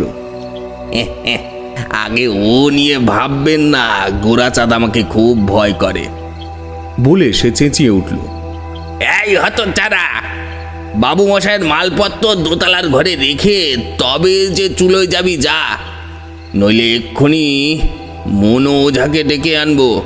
সেদিনের মতো তোকে সে তাল গাছের ডগায় দাঁড় কাক করে বসিয়ে রাখবে। গোড়াচাঁদকে আমি দেখতে পাচ্ছিলাম না। পুকুরের পাড়ে অজস্র তাল গাছ। পশ্চিম পাড় দিয়ে ঘুরে গিরিবালা ভবনের গেটে পৌঁছেছি। হঠাৎ দেখলুম একটা ছায়ামূর্তি বাড়ির পূর্ব দিকে উধাও হয়ে গেল। কালাচাঁদ গেটের তালা খুলে বলল, এই গ্রামে চোর ডাকাত নেই বাবু মশাই। গোড়াচাঁদেরও চুরি ডাকাতি করা স্বভাব ছিল না। স্বভাব বলতে ওই শুধু একটা জ্যোৎস্না রাত্রিরে টোটো করে ঘুরে বেড়ানো আর তাল গাছের ডগায়। কথা না শেষ করে সে আমাকে দোতলার পূর্বের একটা ঘরে নিয়ে গেল। তারপর জানলাগুলো খুলে দিয়ে বলল, উত্তরে পুকুর, জ্যোৎস্নায় পুকুরের জল কেমন ঝিলমিল করছে দেখুন। পুকুরে মাছ আছে, কাল জেলে ডেকে এনে মাছ ধরাবো। উকি মেরে দেখে ভালো লাগলো। তারপরেই চোখে পড়ল আমার পাশেই টেবিলের ওপরে আমার ব্যাগ আর ব্রিফকেস রাখা আছে। ঘর তো তালাবন্ধ ছিল। ব্যাপারটা যে দেখছি একেবারে ভুতুড়ে। কালাচাঁদ হঠাৎ চেঁচিয়ে উঠল ফের, এই হনুমান, তাল গাছের ডগায় আবার চড়েছিস? আবার উকি মেরে কিছু দেখতে পেলুম না, কিন্তু তারপরেই পুকুরের জলে ঝপাং করে কেউ ঝাঁপ দিল। বললুম, কেউ যেন জলে ঝাঁপ দিল কালাচাঁদ খুড়ো? গোড়াচাঁদ নাকি? আগে হ্যাঁ, কথায় বলে স্বভাব যায় না মূলে। বলে কালাচাঁদ আমার দিকে ঘুরল। বাবু মশাই, আপনি বাথরুমে গিয়ে হাত মুখ ধোন। ওই দেখুন বাথরুম। আমি আপনার জন্য চায়ের ব্যবস্থা করি। সে রাতে আর কোনো গন্ডগোল ঘটেনি, তবে শুয়ে পড়ার পর পুকুরের জলে কিছুক্ষণ অন্তর বার দুয়েক ঝপাং করে ঝাঁপ দিয়ে পড়ার শব্দ শুনেছি। কেউ তালগাছের ডগা থেকে পুকুরে ঝাঁপিয়ে পড়ছিল তা ঠিক, গোড়াচাঁদ নাকি? ভোরে কালাচাঁদের ডাকে ঘুম ভেঙে গিয়েছিল। সে কথা মতো বেডটি এনেছিল। চা খেতে খেতে ওকে গোড়াচাঁদের ব্যাপারটা জিজ্ঞেস করেছিলুম। কালাচাঁদ হাসতে হাসতে বলেছিল, ওকে নিয়ে চিন্তার কারণ নেই বাবু মশাই। মনো ওঝার নাম করেছি, আর হতচ্ছাড়া আপনার কাছে ঘেঁষবে না। বরং একটুখানি বাইরে ঘুরে জায়গাটা দেখে আসুন, ভালো লাগবে। আমি বাজারে যাই, খুঁজে পেলে মনো ওঝাকেও ডেকে আনবো, চিন্তা করবেন না। সত্যি ঘুমঘুমিতলার প্রাকৃতিক পরিবেশ সুন্দর। গিরিবালা ভবনের কাছাকাছি কোনো বাড়ি নেই। ঝোপঝাড় জঙ্গলে লাল ফুলের শোভা আর পাখির ডাক শুনে আমার মগজের কল্পনা যন্ত্রটি চালু হয়ে গেল। বাড়ি ফিরেই লিখতে বসলুম। কালাচাঁদ তখনও ফেরেনি। কয়েক লাইন লিখেছি, নিচে কার হাঁক ডাক শোনা গেল। কালাচাঁদ, ও কালাচাঁদ খুঁড়ো, আমাদের মহামান্য লেখক মশাইয়ের সঙ্গে দেখা করতে এলুম। গেল কোথায় কালাচাঁদ? ও কল্লোল বাবু। বিরক্ত হয়ে কাগজ কলম রেখে বারান্দায় গেলুম। তারাচরণ যশমশাইকে দেখতে পেলুম। তার হাতে একটা সুটকেস। একটু পরেই তারাচরণ যশমশাই উঠে এসে সুটকেস হাতেই নমস্কার করে সহাস্যে বললেন, আপনি আমার যে কি উপকার করেছেন, পদ্যটা যে শুনছে সেই বলছে খাসা পদ্য। বলে তিনি বারান্দার মেঝেতেই বসে পড়লেন। বললুম, হা হা, ওখানে বসছেন কেন? ঘরে চলুন। না মশাই, ঘরে বসে পদ্য জমবে না। বলে তিনি সুটকেস খুলে এক গাদা কাগজ বের করলেন। আপনাকে শোনাবো বলে এনেছি, ভুল থাকলে শুধরে দেবেন। আপনি বরং ওই চেয়ারে বসুন, আমি শুরু করি। সর্বনাশ! এ তো ভুতুড়ে উৎপাত নয়, মানুষের উৎপাত। এই উৎপাত ভূতের চেয়ে সাংঘাতিক। অতগুলো পদ্য শুনতে হলে সারাটা দিন কেটে যাবে। সন্দীপ কেন এসব লোকের কথা আমাকে বলেনি কে জানে। যশমশাই কাগজের সাজানো স্তূপ মেঝের উপরে রেখে মুচকি হেসে বললেন, বলতে ভুলে গেছি, গতকাল সন্ধ্যায় সে এক কাণ্ড। হঠাৎ হতচ্ছাড়া গোড়াচাঁদ গিয়ে আমার পথ আটকে বলল, এবার তার পদ্য শুনতে হবে। বেগতিক দেখে মনো ওঝার নাম করে শাঁসালুম, তখন কেটে পড়ল। গোড়াচাঁদ ওই পুকুরের ধারে বেঁকে থাকা একটা তাল গাছের ডগায় চেপেছিল, বুঝলেন? এই তো গত মাসের কথা। ওর মাথায় ছিট হলো, তারপর কি করে তাল গাছের ডগা থেকে পুকুরের ঠান্ডা জলে পড়ে আক্কা আক্কা। বুঝেন তো, পৌষ মাসে এখানে প্রচণ্ড ঠান্ডা পড়ে। পুকুরের ঠান্ডা জলে পড়ে ব্যাস, গোড়াচাঁদকে যখন তোলা হলো তখন সে মরা, পেটে জল ভরা, ঢোল মরা। যাক গেও কথা, শুরু করি। এই বিপদের মুহূর্তে চোখ বুজে মনে মনে যশমশাইয়ের মতো বললুম, জয় মা তারা। কিন্তু তাতেও কাজ হলো না। যশমশাই সগর্জনে পদ্য আসলে ছড়াপাঠ চালিয়ে যাচ্ছিলেন। মাথা মুন্ডু বোঝা যাচ্ছিল না। এই উৎপাত থেকে বাঁচবার জন্য শেষে মরিয়া হয়ে উঠেছিল। মুখ দিয়ে বেরিয়ে গেল, গোড়াচাঁদ খুঁড়ো বাঁচাও। অমনি এক অদ্ভুত ঘটনা ঘটে গেল। দক্ষিণ থেকে একটা জোরালো ঘূর্ণি হাওয়া এসে যশমশাইয়ের কাগজগুলো উড়িয়ে নিয়ে চলল। যশমশাই আর্তনাদ করলেন, হায় হায় হায় হায়, এ কি হলো মা গো, কি হলো? ততক্ষণে কাগজগুলো শূন্যে ঘুরপাক খেতে খেতে পূর্ব দিকে ঘুরে উত্তরের পুকুরের জলে গিয়ে পড়ছিল। অবশ্য পরে তা দেখেছিল। এদিকে দিক বিদিক জ্ঞান শূন্য হয়ে তারাচরণ যশ বারান্দা থেকে লাফ দিয়ে তার পদ্যের কাগজ ধরতে যাচ্ছিলেন। আমি তাকে টেনে ধরেছিলাম, তা না হলে উনি দোতলা থেকে নিচে পড়ে নির্ঘাত মারা যেতেন। বাধা পেয়ে তিনি সিঁড়ি বেয়ে নেমে গেলেন। তাকে অনুসরণ করলুম। কালাচাঁদ তখনও ফেরেনি। যশবাবুর সঙ্গে খিড়কির দরজা দিয়ে পুকুরের ঘাটে গেলুম। দেখলুম তার পদ্য লেখা কাগজগুলো সবই ছেঁড়া পাতার মতো জলে ভাসছে। ঘূর্ণি হাওয়াটা তখন জলকে তোলপাড় করছে, তাই কাগজগুলো উল্টে পাল্টে ভিজে গিয়ে ডুবে যাচ্ছে। যশমশাই জলে ঝাঁপ দিতে যাচ্ছিলেন। তাকে দু হাতে চেপে ধরে বললুম, বরং মনো ওঝাকে ডাকুন যশমশাই। উনি এবার চেঁচিয়ে উঠলেন, মনো ওঝা কোথায় আছিস রে? ওরে মনো, শিগগিরি আয় রে, শিগগিরি আয়। পেছনে কালা চাঁদের ডাক শোনা গেল। যশমশাই কি হয়েছে? আমার সর্বনাশ করেছে গোড়াচাঁদ বেটার ছেলে। দেখে যা কালাচাঁদ। কালাচাঁদ ঘাটে এলো। তার সঙ্গে একজন জটা জুটোধারী লোক, তার হাতে ত্রিশূল, কপাল সিঁদুর লাল। কালাচাঁদ বলল, বাজার থেকে মনোকে ডেকে আনলুম, কেননা হতচ্ছাড়া হনুমান গুণাচাঁদ কলকাতার বাবু মশাইকে জ্বালাতন করতে পারে। মনো, শিগগিরই ওকে সেদিনকার মতো দাঁড় কাক করে দাও দেখি। মনোঝা লাল চোখে ওপরে তাল গাছের দিকে তাকিয়ে বিড়বিড় করে মন্ত্র পড়ল। তারপর কি অদ্ভুত ব্যাপার, সত্যি একটা দাঁড় কাক একটা তাল গাছের ডগায় উড়ে এসে বসল। তারপর কর্কশ্বরে ডেকে উঠল। মনো ত্রিশূল তুলে গর্জন করল, চুপ! মুখ খুললেই আবার আক্কা হয়ে যাবি। এবার দ্বারকাকটা স্থির হয়ে বসে রইল। বললুম, চশমশাই, বাড়ি গিয়ে আবার পদ্য লিখতে বসুন। অন্তত মাস দেড়েক ধরে লিখতে থাকুন, তারপর আমার কাছে নিয়ে আসবেন, শুধরে দেব। আমি এখানে 2 মাস আছি। তারাচরণ যশ খালি সুটকেস হাতে চুপচাপ চলে গেলেন। আমি দোতলার ঘরে গিয়ে এবার নিশ্চিন্ত মনে লিখতে বসলুম। তবে হ্যাঁ, সন্দীপ নতুন রকমের ভূতের কথা বলেছিল, মিলে গেল। ওকে বরং এই ভূত নিয়ে একটা বড় গল্প লিখে দেব। ভূত নিয়ে উপন্যাস লেখা কি সম্ভব আমার পক্ষে? সেটা পেরেছিলেন একমাত্র ত্রৈলোক্যনাথ মুখোপাধ্যায়।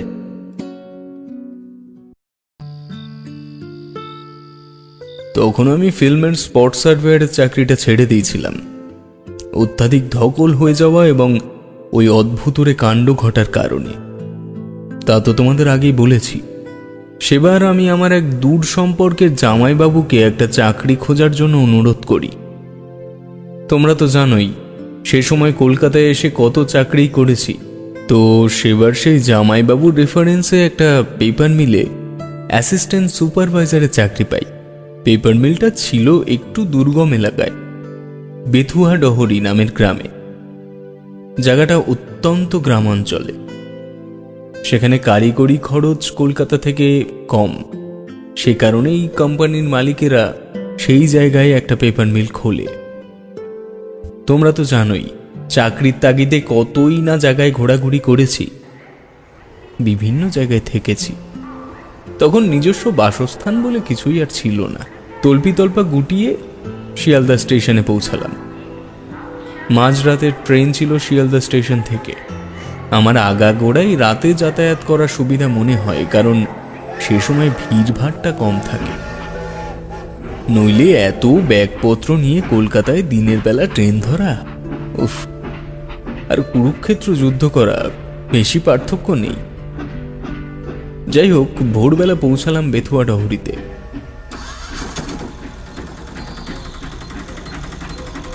সিধা চলে গেলাম আমার নতুন কর্মক্ষেত্রে। সেখানে আমার কিছু কাগজপত্র জমা দিয়ে কন্ট্রাক্ট সাইন করবার কথা। যথারীতি স্টেশনেই নেমে হাত মুখ ধুয়ে চা বিস্কুট খেয়ে সেখানে পৌঁছালাম ঠিক সকাল 7টা নাগাদ।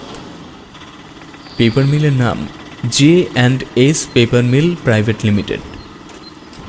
তখন প্রায় কাজ বাজ শুরু হয়ে গেছে।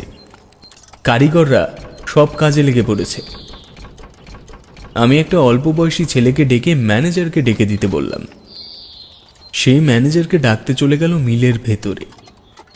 মিনিট 7 পর একটি বেঁটে গোলগাল চেহারার লোক বেরিয়ে এলেন। এসে আমায় বললেন, নমস্কার, আমার নাম রতন পাল। সবাই আমায় ভালোবেসে পালদা বলে ডাকেন। আপনি বুঝি অমল বাবু? নমস্কার। হ্যাঁ আগে হ্যাঁ, ধীমানদা আমায় রেফার করেছেন। হ্যাঁ হ্যাঁ, বুঝেছি। আসুন আসুন, আমার কেবিনে আসুন। বলে চলতে শুরু করলেন। আমিও তাকে অনুসরণ করে পেছন পেছন গেলাম। কেবিনে পৌঁছে আমায় বসতে বললেন এবং চিল্লে কাকে যেন হাঁক দিলেন, হারু, এই হারু, এই চা দিয়ে জানা বাবা 2 কাপ, সাথে বিস্কুট। এক নেপালি ছোকরা এসে চা বিস্কুট দিয়ে গেল। চা খেতে খেতে কাগজপত্রের কাজ মিটিয়ে নিলাম। ম্যানেজার বেশ ভালো মানুষ, অমায়িক লোক, বেশ হাসি খুশি এবং সাদাসিধে। তার সাথে আলাপ হয়ে বেশ ভালো লাগলো। কর্মক্ষেত্রে সহকর্মী যদি মন মতো পাওয়া যায় তবে তাতে কাজ করার আনন্দই আলাদা হয়। তিনি আমায় ঘুরতে ঘুরতে মিলটা দেখালেন এবং মোটামুটি আমার কাজও খানিকটা বুঝিয়ে দিলেন। এই সব শেষ করতে করতে ঘন্টাখানিক লেগে গেল। সব শেষ করে ম্যানেজারের কেবিনে ফিরছি, তখনই ম্যানেজার বাবু আমায় বললেন, অমল বাবু, এই আপনার কিন্তু থাকার ব্যবস্থা করছি। কাছেই আমি আমার স্ত্রী আর বছর পাঁচেকের একটি মেয়ে নিয়ে থাকি। আপনি এখানে নতুন এসেছেন, আমাকে আপনার জামাইবাবু বলে দিয়েছিলেন যাতে আপনার থাকার ব্যবস্থাটা দায়িত্ব নিয়ে আমি করে দিই। বাহ, তা তো বেশ ভালো কথা। তবে ভাড়ার বিষয়টা এখনই আলোচনা করা যাক। ভাড়া বলেন কি? আপনার থেকে ভাড়া নেব? আপনি এখানে একদম নতুন, কোথায় ঘর ভাড়া খুঁজবেন? তার চেয়ে আমার বাড়িতে থাকুন, একটা ঘর খালি আছে। আমি ব্যাপারটাতে রাজি ছিলাম না। সবে মাত্র চাকরিতে ঢুকেছি, বিনা পয়সায় কারোর বাড়িতে থাকবো সেই রকম মানসিকতা আমার কোনোদিনই ছিল না। আমি তাকে জানিয়ে দিলাম যদি থাকি তবে ভাড়া দিয়েই থাকবো, নচেত নয়। ভাড়ার কথায় পালবাবু কোনো মতেই রাজি হলেন না। আমি বললাম, আপনি ব্যস্ত হবেন না পালবাবু, আমি কোনো ভাড়া বাড়ির ব্যবস্থা করে নিচ্ছি। এই তল্লাটে ভাড়া বাড়ি পাবেন কিনা সন্দেহ আছে, এমনি গ্রাম এলাকা। আরে বাবা, না পেলে আপনার বাড়িতেই এসে উঠব। পালবাবু ঘাড় নেড়ে সহমত জানালেন। আমিও ব্যাগপত্র নিয়ে খুব শীঘ্রই দেখা হবে বলে মিল থেকে বেরিয়ে পড়লাম। হাত ঘড়িতে সময় দেখলাম প্রায় 11:45। সকাল থেকে চা বিস্কুট ছাড়া আর কিছু পেটে পড়েনি, বড্ড খিদে পেয়েছে। লাগেজপত্র নিয়ে আশেপাশে কোনো খাবারের দোকান আছে কিনা সন্ধান করতে লাগলাম। স্টেশনের দিকে খানিকটা যেতে একটা ছোট্ট মিষ্টির দোকান চোখে পড়ল। ঢুকতেই দেখলাম গরম গরম কচুরি ভাজা হচ্ছে। দেখে আর খিদে সামলাতে পারলাম না, বেশ কতগুলো কচুরি, ছোলার ডাল আর মিষ্টি গলাধ্যকরণ করলাম। হিসেব মেটানোর সময় দোকানের মালিককে জিজ্ঞেস করলাম, আচ্ছা দাদা, আপনাদের এখানে আশেপাশে কোথাও ভাড়া বাড়ির সন্ধান দিতে পারেন? উনি বেশ কিছুক্ষণ মাথা চুলকে উত্তর দিলেন, ভাড়া বাড়ি, এই তল্লাটে ভাড়া বাড়ি তো তেমন কোথাও জানা নেই। আসলে গ্রাম এলাকা তো, ভাড়া বাড়ি তেমন পাবেন বলে মনে হয় না, বুঝলেন। কোনো ধর্মশালা বা গেস্ট হাউস কিছু? না, ওসব কিছু এখানে পাবেন না।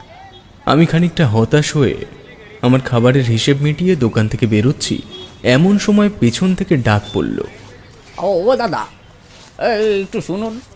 আমি ডাক শুনে ভেতরে গেলাম, জিজ্ঞেস করলাম, হ্যাঁ দাদা বলুন। ভাড়া বাড়ি নেই বটে, তবে একটা পুরনো বাগান বাড়ি আছে। সেখানে বেশ কিছু বছর আগে একটা পরিবার থাকতো, তবে এখন সেখানে কেউ থাকে না শুনেছি। বাড়ির মালিক বিদেশে থাকে। বাড়িটির দেখভাল ওদের এক চাকর করতো, তবে বছরখানিক আগে সে মারা যাওয়ার পর ওই বাড়ি খালি পড়ে আছে। বাড়ির চাবি ওই চাকরের ছেলের কাছে রয়েছে, একবার গিয়ে দেখতে পারে। আমি ধন্যবাদ জানিয়ে তার কাছ থেকে সেই বাড়ির চাবির হদিশের ঠিকানা নিয়ে বেরিয়ে পড়লাম। ঠিকানা খুঁজে পেতে বেশি বেগ পেতে হলো না, কারণ এই গ্রামে জনবসতির পরিমাণ খুবই কম।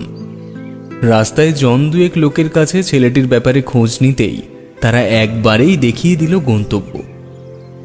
ছেলেটির নাম মিষ্টির দোকানদারের কাছের থেকে জেনেছিলাম, ওর নাম মনসুর। আমার প্রস্তাবটি নিয়ে যখন ওর একচালা বাড়ির বারান্দায় বসলাম, তখন ও যেন আকাশ থেকে পড়ল। বলল, ওই বাড়িতে আপনি একা থাকবেন? মানে বলছিলাম যে আপনার রান্না বান্না, ঘরের কাজ এগুলোকে নিজেই সারবেন? ওর প্রশ্ন শুনে আমি হেসে বললাম, আরে একজন মানুষের খাবার দাবার জোগাড় করতে আবার লোক লাগে নাকি? ও আমি নিজেই পারবো, একবার চলো দেখি আমায় নিয়ে। মনসুর কিছু একটা বলতে গিয়েও যেন নিজেকে আটকে ফেলল। তারপর আমার কর্মক্ষেত্র থেকে ঠিক উল্টো দিক বরাবর, অর্থাৎ গ্রামের শেষ প্রান্তে, যেদিকটায় মানুষের আনাগোনার খুব একটা ছাপ নেই বলেই মনে হলো, সেদিকে নিয়ে চলল। পথে যেতে যেতে তেমন কোনো কথা হলো না। অবশেষে আরও মিনিট খানেক হাঁটার পর পাতলা শাল সেগুনের বনের ফাঁকের থেকে ধীরে ধীরে উকি মারল একটা বিরাট বাগান বাড়ি। এটাকে বাগান বাড়ি না বলে কোনো নবাবের হাভেলি টাবেলি বললে ভালো হয়। যেমন কারুকার্য করে নির্মিত করা তার সিংহ দুয়ার, ঠিক তেমনি সাদা পাথরে মোজাইক করা বাড়ির ভেতরে প্রবেশ করার বিলাসবহুল রাস্তা। একবারের জন্য আমার পুরনো চাকরি জীবনের কথা মনে পড়ে গিয়েছিল বাড়িটি দর্শন করে। খেয়াল হলো যদি এই সময়ে স্পোর্টস সার্ভেয়ারের চাকরিটা থাকতো তবে নির্ঘাত পরিচালককে খুশি করার মতো একটি সাইট উপহার দিতে পারতাম। লক্ষণ দ্রুত পায়ে সিঁড়ি টপকে মস্ত প্রবেশদ্বারের তালা খুলে দিল। শরীরে শিহরণ উঠল সেই বৃদ্ধ দরজা খোলার আর্তনাদে। আমার ভারী বুটের শব্দ ঘরের আনাচে কানাচে প্রতিফলিত হয়ে কেমন একটা অপ্রাকৃতিক পরিবেশের সৃষ্টি করল ক্ষণিকের জন্য। লক্ষণ চাবির গোছা হাতে নিয়ে আমার দিকে এগিয়ে এলো। তারপর তার মধ্যে থেকে একটি নির্দিষ্ট চাবি আঙুলের ফাঁকে ধরে বলল, স্যার, এইটি আপনার ঘরের চাবি। ওপরের তলায় ঝাড়পোছ নেই, তাও 15 বছর হয়ে গেল। এই বাড়ির দোতলা ব্যবহার করা হয়নি। বাবা মাঝে মাঝে রান্নাঘরের পাশের ওই ছোট্ট ঘরটা, হ্যাঁ, ওখানে এসে থাকতো, তাও সব সময় নয়। সাহেব বিদেশ থেকে ফিরলে ওই কয়েকদিন রান্না বান্নার কাজ করতো, সে সূত্রেই যা থাকা। হ্যাঁ, তা তো বুঝলাম, কিন্তু এই বাড়ির যে অবস্থা তাতে মনে হয় না আমার একার পক্ষে থাকাটা ঠিক হবে। কাজের জন্য না হোক, অন্তত একজন সঙ্গী হিসেবে কাউকে পেলে ভালোই হয়। মনসুর আমার কথা শুনে মৃদু হাসল, তারপর বলল, এটা আমি আগের থেকে জানতাম স্যার। এই এত বড় বাড়িতে এই ঝোপ জঙ্গলের মধ্যে থাকাটাও ঠিক নয়। আপনাদের পেপার মিলের পালদাকে আমি খুব ভালো করে চিনি। সেই মিলে আমার কিছু বন্ধুও কাজ করে। আপনার আগেও কয়েকজন শহুরের লোক এসে দেখে গেছেন বাড়িটি, তবে তাদের মতলব আমার খুব একটা সুবিধার মনে হয়নি। তবে আপনি যেহেতু পালদার মিলে কাজে এসেছেন, তবে আপনাকে নিশ্চিন্তে চাবি দিতে পারি। আমি সৌজন্যের হাসি হেসে ওর হাতের থেকে চাবিটা নিয়ে উল্লেখিত ঘরের দরজাটি খুলে ফেললাম। এমন বিশাল কামরা আমি জীবনে কখনো দেখিনি, অবশ্যই দেখবার কথাও নয়। আমি এ যাবৎকাল পর্যন্ত যতগুলো কোম্পানিতে চাকরি করেছি তার মধ্যে প্রায় সবকটির অবস্থাই তথৈবচ। নেহাত রাত কাটানোর জন্য এমন বাসস্থানের আশ্রয় নিতে হবে, এ বোধহয় আমার রাশিলগ্নের ফের ছিল। শোবার ঘরের আসবাব, বিছানা ও বিরাট আয়না দেখলে মনে হয় যেন কোনো রাজা রাজরার ঘরে অনধিকার প্রবেশ করে ফেলেছি। মনসুর ভেতরে এসে প্রথমে বেশ জোর খাটিয়েই জানলার কড়াগুলি টেনে সেগুলি খুলে দিল। বুঝলাম এই বাড়ির নিচের তলার যত্ন আত্মীর ছোঁয়া পড়ে থাকলেও ঘরের আসবাবপত্র ও জানলা দরজাগুলো এখনো তাদের প্রাচীন আবেগকে ধরে রেখেছে। মনসুর উৎসুক হয়ে বলল, স্যার, বলছিলাম যে আপনার যদি আপত্তি না থাকে আমি এ বাড়িতে আপনার সঙ্গে থাকতে পারি। তার বদলে আমায় কিছু দেওয়ার প্রয়োজন নেই, তবে একটা আর্জি আছে স্যার। কি আর্জি মনসুর? কোনোভাবে একটু কথাবার্তা বলে একটা কাজ যদি পেপার মিলে পাইয়ে দিতেন স্যার, হ্যাঁ, আমি আজীবন আপনার কাছে কৃতজ্ঞ থাকব। মানুষের এই ধরনের আবেদনগুলিতে আমার চিরকালের বিরক্তি ছিল, এখনো আছে। বেশিরভাগ মানুষই চাহিদা পূরণ করার প্রত্যাশায় নিজের অধিকারটাকে পর্যন্ত বর্জন করতে চায়, যেটাতে আবেদনকারী মানুষ উপকৃত হলেও আমার বিবেক বারবার বাদ ছেদেছে। কাঁধের গামছা দিয়ে ঘরের আসবাবগুলি ঝাড়তে শুরু করল। আমি আমার লোটা নামিয়ে পূর্ব দিকের জানলার কাছে গিয়ে দাঁড়ালাম। এখান থেকে বাড়ির সামনেটা স্পষ্ট দেখা যায়। ঢোকার সময় লক্ষ্য না করলেও এখন দেখলাম প্রবেশকালে প্রধান ফটকের বাঁদিকে পাঁচিল ঘেঁষে একটি দোলনা লাগানো রয়েছে। ত্রিভুজ আকৃতির 4টি লোহার পাইপের ওপর আড়াআড়িভাবে রাখা আরও একটি পাইপকে কেন্দ্র করে সেটি ঝুলছে। তোমরা গ্রাম অঞ্চলে অমন দোলনা তো দেখোই নি, বরং আমিও যদি বেথুয়া ডহরি নামের ওই প্রত্যন্ত গ্রামের কাগজ কলের চাকরি নিয়ে না যেতাম, তবে সেই সৌভাগ্য বোধহয় আমারও হতো না। তোমরা বললে বিশ্বাস করবে কিনা জানি না, আমার মতো একজন 5.5 ফুট উচ্চতার মানুষও নির্ঝঞ্ঝাটে সেই দোলনায় শুয়ে পড়তে পারে, এতটাই বড় তার পরিধি। কতক্ষণ সেদিকে অবাক হয়ে চেয়েছিলাম জানি না। মনসুরের একটা হাতচিতে যেন কেঁপে উঠলাম। পিছনে ঘুরে দেখি সেও আমার দিকে ফ্যাল করে চেয়ে রয়েছে। তবে চঞ্চলবাবু আজকে নেই বলেই কথাটা বলছি। গ্রামের মানুষ অযথাই ভয় পেতে খুব পছন্দ করে। কোথায় আমার হঠাৎ চমকে ওঠার পরিস্থিতিটাকে কিভাবে সামাল দেব তাই ভাবছি। উল্টে মনসুর নিজেই হেঁচে ফেলার জন্য মহাভারত অশুদ্ধের মতো পাপবোধ অনুভব করে বলল, স্যার বুঝতে পারিনি স্যার।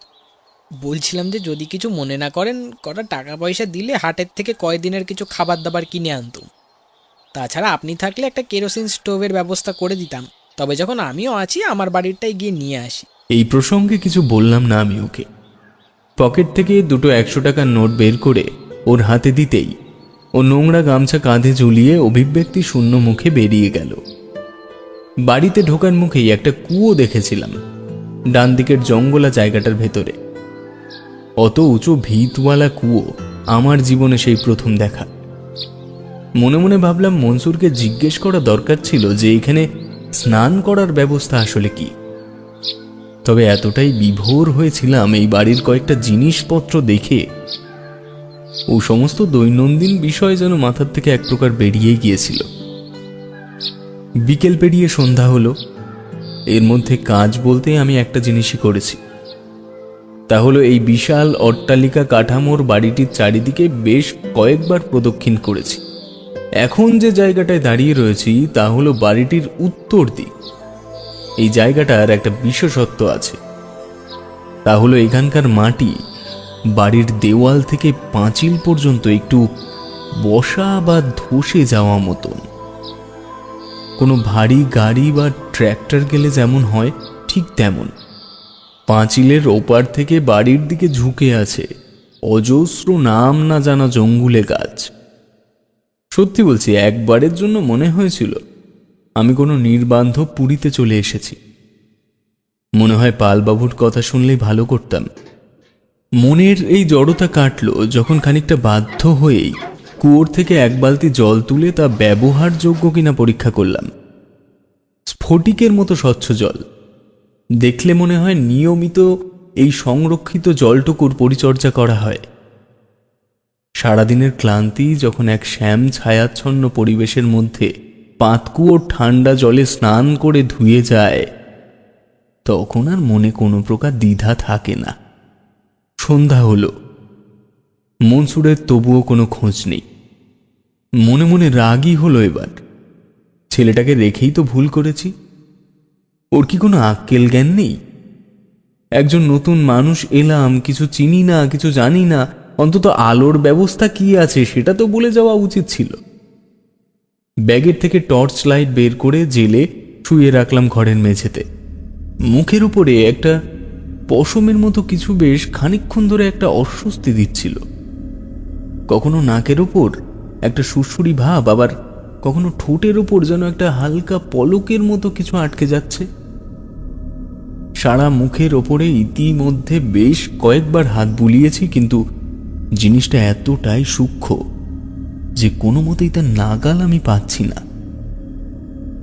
মেঝের থেকে টর্চটা তুলে নিয়ে এই সাময়িক অস্বস্তির থেকে মুক্তি পাওয়ার জন্য এগিয়ে গেলাম দেওয়ালে টানানো মস্ত আয়নাটার দিকে।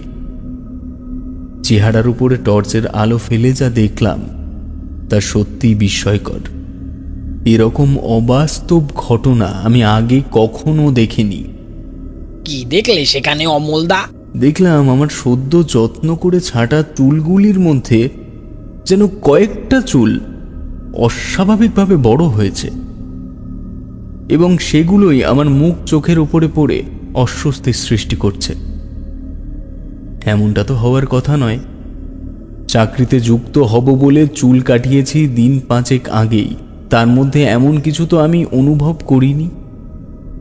সে সময়ের অসংলগ্ন পরিবেশের সঙ্গে এমন একটা অবাস্তব জিনিস মিলে মিশে ধীরে ধীরে আমার বিচার বুদ্ধি শূন্য করে তুলেছিল।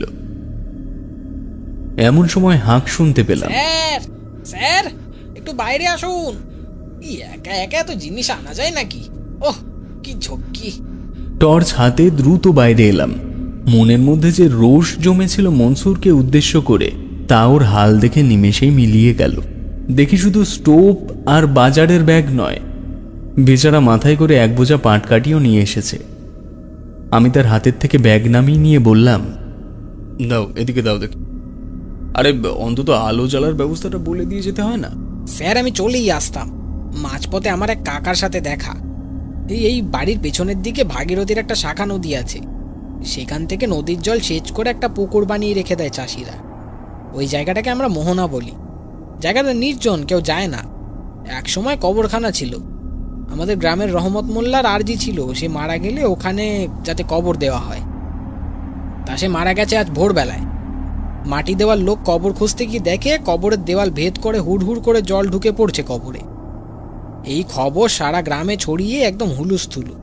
এ কারণেই দেরি হলো স্যার, কাল আপিসে গিয়ে আপনিও জানতে পারবেন।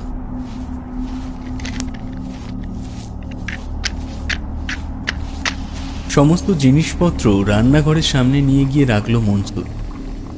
প্রথমে স্টোভ ধরিয়ে চা বসিয়ে দিল, তারপর রান্নাঘর সংলগ্ন একটি ঘরের থেকে দুটি হেরিকেন বের করে এনে ধরালো। চায়ের কাপ হাতে নিয়ে বললাম, কবরের দেওয়াল ভেদ করে জল ঢুকে যাওয়া এ তো এক প্রকার অবিশ্বাস্য ঘটনা। আচ্ছা, তোমরা এই বিষয় নিয়ে আরো কোনো পরীক্ষা নিরীক্ষা করবে না? গরম চায়ের কাপে দুবার ফুঁ দিয়ে মনসুর বলল, রহমত মোল্লা নিশ্চয়ই অনেক গুনাহ করেছিল, নাইলে এমন হওয়ার কথা নয়। বুঝলাম এদের সঙ্গে বৈজ্ঞানিক বিষয় নিয়ে কথা বলে কোনো লাভ নেই। গ্রামের মানুষ মানেই কুসংস্কারের স্তূপ। চা শেষ করে কেবল বললাম, শোনো মনসুর, এবার থেকে যেখানেই যাও না কেন তাড়াতাড়ি ফিরে আসবে। একই নতুন জায়গা, তার উপর এত বড় বাড়ি। আমি ভেবেছিলাম একরকম, কিন্তু ভগবান যে জিনিসকে চলনসই করলেও কাটিয়ে দিতে পারতাম সেই জিনিসটাকেই অপ্রত্যাশিত বড় আকারে দেয়। যাই হোক, কাল থেকে ঠিক বিকেল 5টার মধ্যে আমি মিলের থেকে বাড়িতে ঢুকে যাব। তার আগেই সব গুছিয়ে রেখো। এবং আর একটা কাজ, সকালে আমার উঠতে দেরি হয়, আমায় রবিবার বাদে রোজ সকালে 8টার সময় ডেকে দেবে, কেমন? ঠিক আছে স্যার, আপনি 1 ঘন্টা অপেক্ষা করুন, আমি তাড়াতাড়ি রুটি তরকারি যা পারি একটা বানিয়ে ফেলি, খেয়ে ঘুমিয়ে পড়বেন ক্ষণ। সারাদিন ধকল গেছে আপনার। বলে শেষ চাটুকু এক চুমুকে খেয়ে ব্যস্ত হাতে কাজ করতে শুরু করলো মনসুর। রান্নার জল কুয়ো থেকেই নিয়ে এলো ঠিকই, তবে এও বলল, কাল থেকে ওই প্রাইমারি স্কুলের টিউবওয়েল থেকে আপনার রান্না খাওয়ার জল নিয়ে আসবো ক্ষণ। ওই জলটা খুব ভালো স্যার। মনসুরের হাতের তৈরি গরম গরম রুটি ও আলুর দম খিদে পেটে যেন অমৃত মনে হলো। বিছানায় শুয়ে কখন ঘুমিয়ে পড়েছি জানি না, কেবল শোয়ার আগে টের পেয়েছিলাম মনসুর আমার দরজার সামনে চট পেতে ঘুমানোর বন্দোবস্ত করছে। পরদিন সকালে ঘুম ভাঙল মনসুরের ডাকে। চোখ মেলে যেন চাইতে পারছি না কোনো রকমে। রাত করে ঘুমানো আমার অভ্যেস, তবে গতকালকের মতো তাড়াতাড়ি আমি ঘুমাইনি তাও প্রায় বছর 2 হয়ে গেল। তবুও যেন ঘুমে পোষায়নি আমার পুরোপুরি। অনিচ্ছা সত্ত্বেও ঘোর কাটিয়ে কুয়োর ঠান্ডা জল গায়ে ঢেলে ঝিমভাব কাটিয়ে নিলাম। মনসুর ডিম ভাজা, ভাত ও পটল সেদ্ধ করে রেখেছিল, তা খেয়ে আপিসের উদ্দেশ্যে বেরিয়ে পড়লাম। পৌঁছে দেখলাম মনসুরের কথা মিথ্যে নয়, সে ঠিকই বলেছিল। আজ মিলের ভেতরকার যে ছবি দেখছি কাল এসে এমন ছবি দেখিনি। জনা 4-5 জন মানুষ জড়ো হয়ে একে অপরের সঙ্গে কোনো বিষয় নিয়ে আলোচনা করছে, ইতিউতি। কাজে কারোরই তেমন মন নেই। পালদা আমায় ডেকে বললেন, নেই তো অমলবাবু, নতুন বাড়িতে প্রথম দিন কেমন লাগলো? বাইরের দোকানদারের কাছ থেকে শুনলাম তুমি নাকি ঠিকানা নিয়েছো সেখান থেকে। ঠিকই শুনেছেন, মন্দ নয়, তবে একা থাকার পক্ষে একটু বেশি নির্জন। বোধহয় অনতি দূরে 2-1 ঘর গৃহস্থ থাকলে জায়গাটার অবস্থা অমন হতো না। পালদা বাঁকা হেসে বললেন, না আর 2-1 ঘর গৃহস্থ? গ্রামের যা পরিস্থিতি হয়েছে তাতে এখানে লোক থাকবে কিনা কে জানি। কেন এই জায়গায় লোক থাকবে না কেন? কি হয়েছে ঘটনা শোনোনি? মাটির তলায় মাটির দেওয়াল ফেটে জল বেরোচ্ছে, তাও মাত্র মাটির থেকে 2 থেকে 3 হাত গভীরতাতে। আমি তো কিছুই বুঝতে পারছি না অমর। এই বিষয় নিয়ে কয়েকদিন কথা হতেই থাকবে। মনে করো কাজ বাজ সব শিখেই উঠলো। দেখো প্রেস মেশিনের ওদিকটা সব ঠিকঠাক চলছে কিনা। বলে পালদা একটা হতাশার নিঃশ্বাস ফেলে চলে গেলেন। আমি নির্দিষ্ট কাজের স্থানে গিয়ে একটা চেয়ার নিয়ে চুপ করে বসে রইলাম। মনের মধ্যে আমারও কেমন একটা কি যেন বাসা বেঁধে নিল। কোনো রকমে কাজ বাজ সেরে সেদিন 3টের সময় বেরিয়ে পড়লাম কর্মক্ষেত্র থেকে। ফিরতি পথে রাস্তার উপর ইতিউতি মহিলাদের দল বেঁধে করতে থাকা কানাঘুষোয় কান গেল। প্রত্যেকের মুখেই এখন মৃত ব্যক্তির নামে বিভিন্ন রকমের বদনাম। তার জীবন সায়ান্নে সে যত দোষ করেছে সেগুলোই যেন আজ তার কবরের দেওয়াল ফেটে জল ঢুকে যাওয়ার প্রধান কারণ। আজ বাড়িটার সামনে এসে দাঁড়িয়ে আবার পুরো বাড়িটাকে 2 চোখ ভরে দেখলাম। একটা অদ্ভুত অনুভূতি হলো যেন। অনুভূতিটা খানিক এরকম, যেন আমি ওই বাড়িটাকে আগের থেকেই চিনি বা কোথায় যেন দেখেছি আমি এই বাড়িটাকে। অতীতের কোনো স্বপ্নে কি? যদিও দেখবে মানুষের সঙ্গে এমন কিছু কিছু ঘটনা হঠাৎ ঘটে যায় যা দেখলে মনে হয় ঠিক এমনই একটা কিছুর সঙ্গে যেন আগেই পরিচিতি ছিল। এটাকে বৈজ্ঞানিক ভাষায় বলে দেজাবু। এই আকস্মিক ঘটনাকেও সেরকমই একটা কিছুর তত্ত্বাবধানে ফেলে আমি বাড়ির ভেতরে চলে এলাম। মনসুর আমার শোবার ঘরের চেহারাই বদলে দিয়েছে। বললাম, হ্যাঁ রে, ঘরটাকে তো একদম চেনাই যাচ্ছে না। দারুণ হাতের কাজ তো। খেতে দে দেখি, খুব খিদে পেয়েছে। মনসুর ব্যস্ত হয়ে বেরিয়ে গেলে আমি পোশাক ছেড়ে কাঁধে গামছা নিয়ে গেলাম স্নান করতে। এই সময় থেকে যে ঘটনাগুলো আমার সঙ্গে ঘটতে শুরু হলো তার কোনো ব্যাখ্যা আমিও পাইনি। তোমাদের বলছি, দাঁড়াও, আগে একটা বিড়ি ধরিয়ে নি। এই যা, এই ন্যাপলা, 5 কড়ির কাছের থেকে দেশলাইটা নিয়ে আয় দেখি। ন্যাপলা তড়িঘড়ি দেশলাই নিয়ে এসে একটা কাঠি জেলে অমলদার সামনে ধরল। অমলদা তার দিকে তাকিয়ে ভ্রুকুটি করে বিড়িটা ঠোঁটে রাখল। ন্যাপলা সেটা ধরিয়ে দিয়ে আবার নিজের জায়গায় এসে বসল। অমলদা আবার বলতে শুরু করলো, জলের বালতি কুয়োর মধ্যে নামিয়ে দিয়ে জল ভরে সেটিকে টানতে গিয়েই হলো বিপত্তি। বালতি কোনো মতেই উপরে তুলতে পারি না। তবে এই কিন্তু কোনো কিছুতে আটকে যাওয়ার মতন শক্ত বাঁধন নয়। বিপরীত দিক থেকে কোনো মানুষ শক্তি প্রয়োগ করলে যেমন টানাটানি করার মতো অনুভূতি হয়, এও ঠিক সেরকম। মাথা ঝুঁকিয়ে দেখি দড়ির শেষ অংশ ছাড়া আর কিছুই দেখা যাচ্ছে না নিচের দিকে। সামান্য একটা বালতির জন্য সারা কুয়োর জলে যেন ভারী কোনো বস্তু ফেলে দেওয়ার মতো বুজবুজি উঠছে। আমি ডাকলাম, মনসুর, মনসুর, এদিকে আয় দেখি একবার, মনসুর,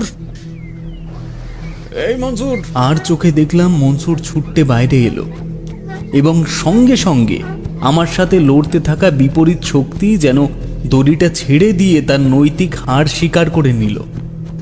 আমি ছিটকে পড়লাম মাটিতে।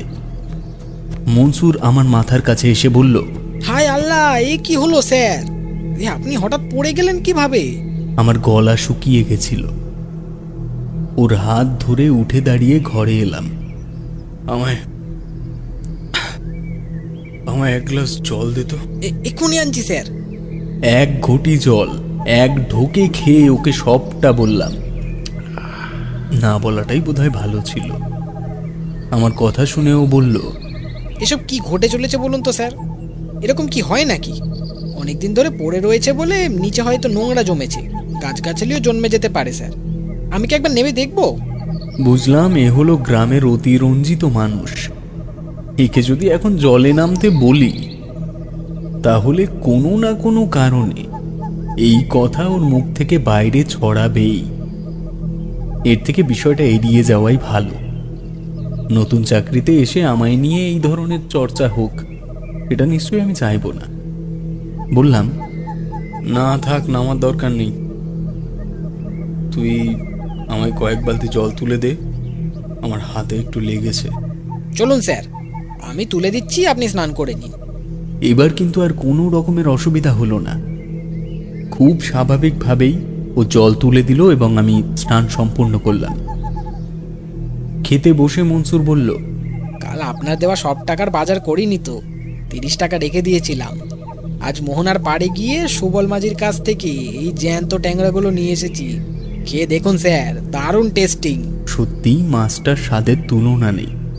মনসুর আরও বলল, স্যার আজ রাতে একটু যাত্রা শুনতে যাব পাশের গ্রামে। রান্নাবান্না আমি সব করে রেখেছি, ডিম লাইটের কাজও পরিষ্কার করে রেখেছি, ওই আপনার ঘরের খাটের তলায় রাখা আছে। যাত্রা আমার বড় ভালো লাগে স্যার, ভালো ভালো নায়ক নায়িকা আসবে, খুব মারপিটের। মনসুরের কথা বলার বাতিক আছে। আমি সেগুলো শুনতে শুনতে খাওয়া শেষ করলাম। একটা সিগারেট ধরিয়ে যখন শোবার ঘরের জানলার কাছে এসে দাঁড়িয়েছি, তখন দেখলাম ও কুয়োর পাশে বসে জল তুলে এঁটো থালা বাসন মাজছে। মনসুর যখন আমার কাছের থেকে অনুমতি নিয়ে বেরিয়ে পড়ল, তখন সময় কত হবে, ওই 4:30 কি 4:45। আমি ওর সাথে মূল ফটক পর্যন্ত একটু এগিয়ে গেলাম। ফিরে আসার সময় কি মনে হতে স্বাদ হলো একটু দোলনায় বসার। হাঁটু সমান আগাছার জঙ্গল মারিয়ে তার উপরে গিয়ে বসলাম। বহু পুরনো ধাতব শেকলের কলকবজা বিশ্রী শব্দ করে তাদের বার্ধক্যের জানান দিল।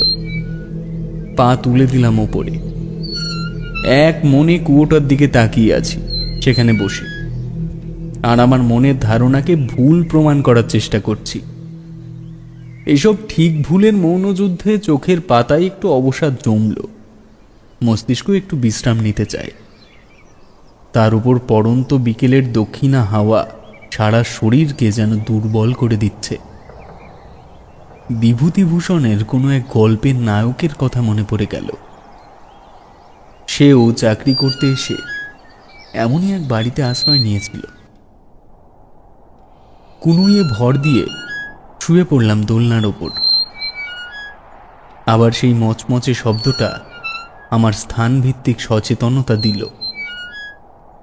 এ বাড়িতে ঘুমগুলো আমার হয়েছে ঠিক পরিশ্রান্ত চাষি মানুষের মতোই।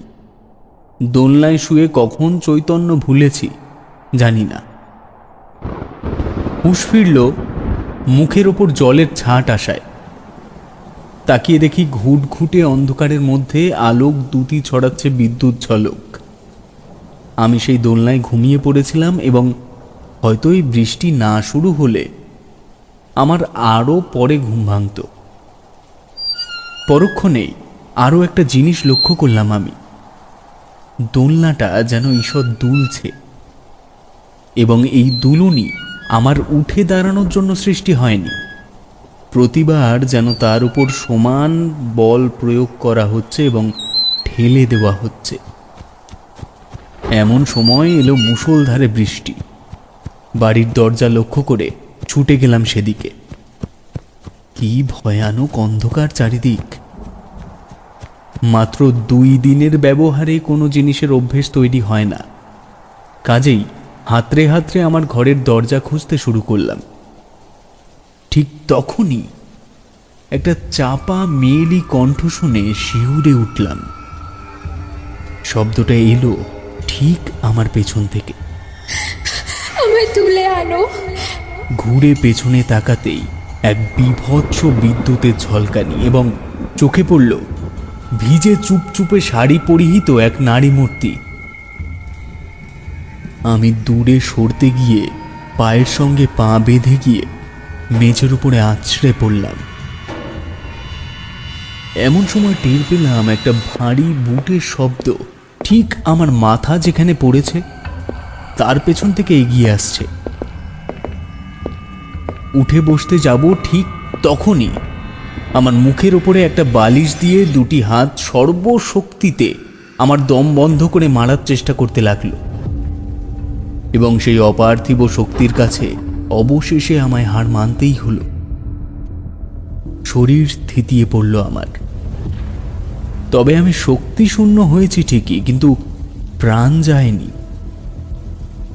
ভারী বুটের অধিকারী আমায় ডান পা ধরে টানতে টানতে নিয়ে গেল বাড়ির বারান্দা পর্যন্ত। সে হয়তো মনে করছে আমি মরে গেছি, তবে জীবিত যে আছি তাও বোঝানোর উপায় নেই। মুখের থেকে না বের করতে পারছি শব্দ, না নাড়তে পারছি কোনো অঙ্গ প্রত্যঙ্গ। ভাবলাম আমার পেছনে যে মহিলাকে আমি আগে দেখলাম সে কি এই খুনিকে দেখতে পেরেছে কিনা। আমার শরীর সিঁড়ির ওপর থেকে যেভাবে মাটিতে নামানো হলো এতটাই নির্মম সেটা বিশ্লেষণের ভাষা নেই। তারপর আমায় তুলে নিয়ে গিয়ে কোমর পর্যন্ত কুয়োর দিকে ঝুঁকিয়ে দিয়ে এক ঝটকায় আমার দুটি পা তুলে দিল শূন্যের ওপর। ঠিক তখনই স্যার, স্যার উঠুন স্যার, স্যার এখানে শুয়েছেন কেন? সারাত কি এখানেই ছিলেন নাকি স্যার? শরীরে প্রচণ্ড ব্যথা নিয়ে উঠলাম মনসুরের ডাকে। আমি পড়ে আছি ঠিক আমার শোবার ঘরের সামনে দরজার কাছে, যেখানে আমি ওই মহিলাটিকে দেখেছিলাম এবং যে স্থানে কাল রাতে দুটি বলিষ্ঠ হাত আমায় বালিশ চাপা দিয়ে হত্যা করার চেষ্টা করছিল। এইসব ভাবছি, মনসুরের প্রশ্ন এলো আবার, স্যার আপনার শরীর খারাপ কি? কিছু বলছেন না কেন? আমি ওকে হাতের ইশারায় চুপ করতে বলে একবার চোখ বুজে সমস্ত ঘটনাটা ভাবলাম, কারণ আমার বারংবার মনে হচ্ছিল সব মনে পড়লেও কাল রাতের কোনো একটা ব্যাপার আমি বারবার ভুলে যাচ্ছি। অবশেষে সেটা মনে করতে পারলাম, আর কথাটা হলো, আমায় তুলে আনো। বুঝলাম আমি এই কথাটা শুনেই তবে আকস্মিকতায় জ্ঞান হারিয়েছিলাম। তারপর আমার সঙ্গে যা যা হলো তা যদি বাস্তবেই হতো তবে আমি আর এখানে থাকতাম না। মনসুরকে বললাম, মনসুর, এই বাড়িতে যারা থাকতেন তাদের ব্যাপারে তুই কি জানিস? এই প্রশ্নের জন্য সে প্রস্তুত ছিল না। কিছুক্ষণ চুপ করে থেকে মাথা চুলকে বলল, না স্যার, আমি জানি না। তবে এই বাড়িতে আমার বাবার সঙ্গে আরেকজন কাজ করতো, জিতেন কাকা। উনি জানলেও জানতে পারেন, কিন্তু কেন বলুন তো? না তেমন কিছু না, তবে সব কিছু এই বাড়িতে স্বাভাবিক নেই। কিছু একটা গোলমাল তো আছেই। গোলমাল? গোলমাল। আচ্ছা, তোর বাবা মারা যাওয়ার পরে এখানে তুই একা কোনোদিনও থাকিসনি? না, রাতে থাকিনি, তবে সকালবেলা দিন কয়েক এসেছি। বেশ, আমি আজ একটু তাড়াতাড়ি বেরোবো, বুঝলি? তুই একটু ওই জিতেন কাকার ঠিকানাটা আমায় দে তো। মনসুরের কাছের থেকে ঠিকানা নিয়ে দ্রুত স্নান সেরে অফিসের পোশাক গলিয়ে বেরিয়ে পড়লাম জিতেন কাকার বাড়ির উদ্দেশ্যে। তোমাদের আগেই বলেছি, আমার তুলা রাশি হওয়ায় এসব আজব ঘটনার সম্মুখীন আমি বহুবার হয়েছি। এবারও বুঝতে পেরেছিলাম আমার সাথে কাল রাতে যা ঘটেছে তা কোনো বাস্তবের প্রতিচ্ছবি, কারণ আমার চোখ ও বিচার বুদ্ধি এতটাও দুর্বল হয়ে যায়নি যে সব কিছুতেই স্বপ্ন ভেবে উড়িয়ে দেব। ঠিকানা অনুযায়ী যে বাড়ির সামনে গিয়ে পৌঁছালাম সেটা হলো একটা কুঁড়ে। জীর্ণ চালের ওপর কুমড়োর ফুল ফুটে রয়েছে অজস্র। বাইরে দাঁড়িয়ে বেশ কয়েকবার ডাকার পরেও যখন সাড়া পেলাম না, তখন বেড়ার দরজা ঠেলে ভেতরে ঢুকে গেলাম। দেখলাম একজন বছর ৭৫ কি ৮০ বুড়ো মানুষ বিছানার ওপরে শুয়ে আছে। দেখলে মনে হয় একটা চামড়া লাগানো কঙ্কাল পড়ে রয়েছে বিছানার ওপর। আমায় দেখে সে উঠে বসার চেষ্টা করেও আবার শুয়ে পড়ল। বলল, কে বাবা তুমি? আমার নাম অমল। আমি আপনাদের অঞ্চলের ওই পেপার মিলে চাকরি নিয়ে এসেছি। বলছিলাম, আমি উঠেছি ওই পুরনো বাড়িটায় যেখানে শুনলাম আপনিও কাজ করতেন এক সময়।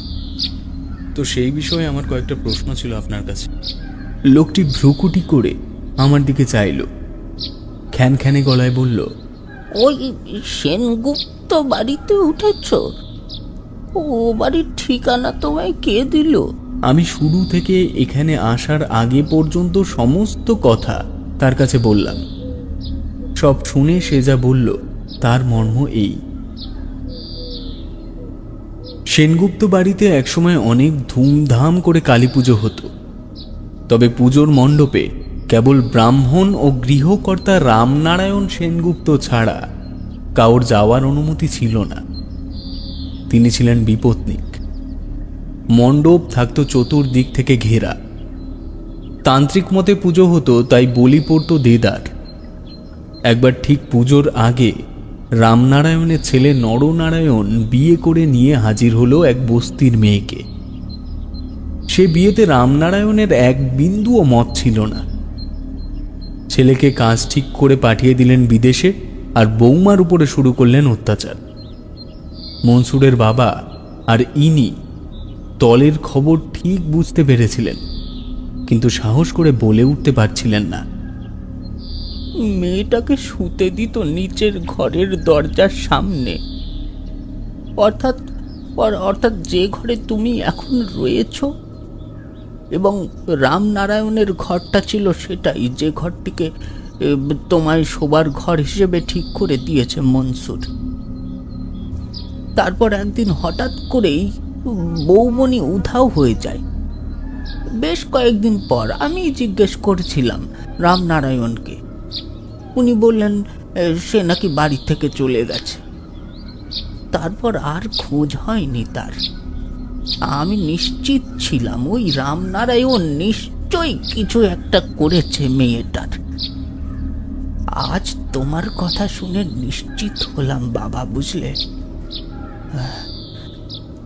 তোমার কুয়োর তলার থেকে বালতি টেনে ধরা থেকে শুরু করে অজ্ঞান হয়ে যাওয়ার আগে একজন সম্পূর্ণ ভেজা মহিলাকে দেখা, তোমার কাছে তার জীবন বাঁচানোর কথা বলা, এবং এটা নিশ্চিত করার জন্য নিজের সাথে ঘটা ঘটনা সে সম্পূর্ণ তোমার মধ্যে বিরাজ হয়ে দেখিয়ে দিল, যাতে তুমি ওর আত্মার মুক্তি দিতে পারো।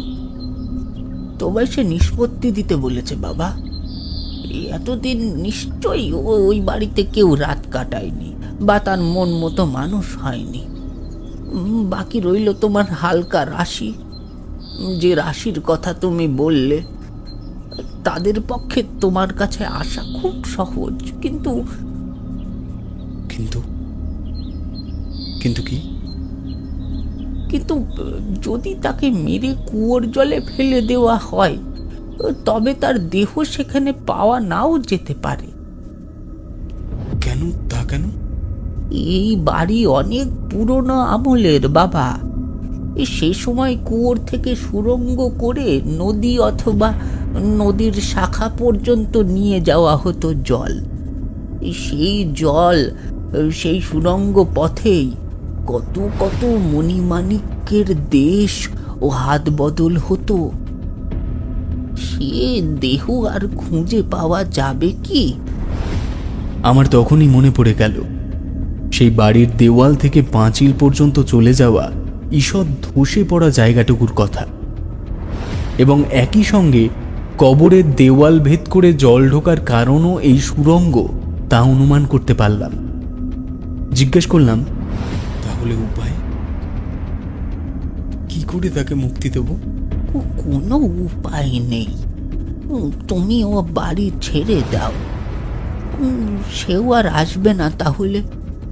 নইলে এই বিদেশ বিভুঁয়ে চাকরি করতে এসে তুমিও বিপদে পড়ে যাবে।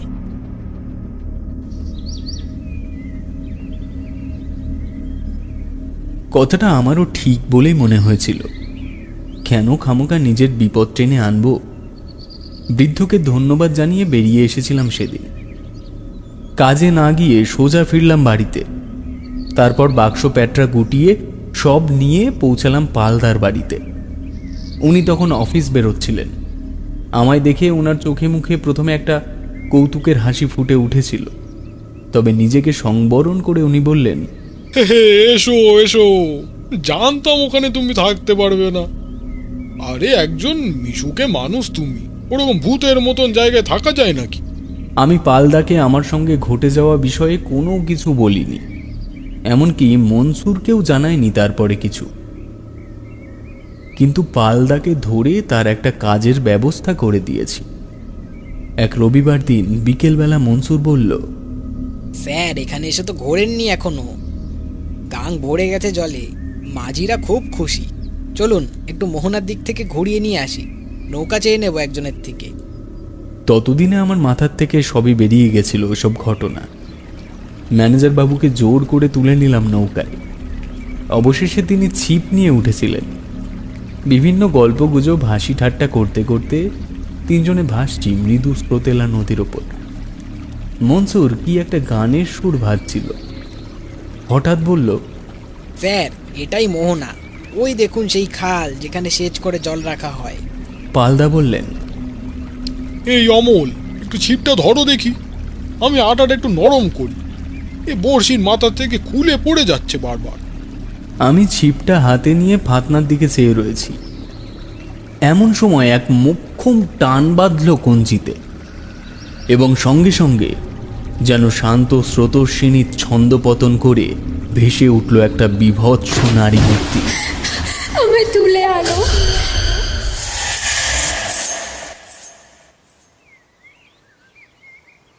সেদিন মোহনার ধারে তোমার কি হয়েছিল বলো তো অমল? আজ টানা 5 দিন ধরে তুমি জ্বরে বেহুশ, ব্যাপারটা কি? এবার আর পালদার কাছের থেকে কিছু লুকোলাম না। উনি সব শুনে বললেন, তুমি বাড়ি চলে যাও অমল, এখানে থেকো না। অল্প বয়স, এসবের মধ্যে জড়িয়ে নিজের জীবনের ঝুঁকি নিও না। আমি এই কথার অমর্যাদা করিনি। বলতে পারো এভাবেই বিভিন্ন জায়গার চাকরি বাকরি গেছে আমার। ফিরে এসেছিলাম কলকাতার এক বন্ধুর মেসে। তবে আসার আগে একবারের জন্য ওই সেনগুপ্ত বাড়ির ওই ঘরটায় গিয়েছিলাম, যেই ঘরটা আমার শোবার ঘর হিসেবে ধার্য করা হয়েছিল।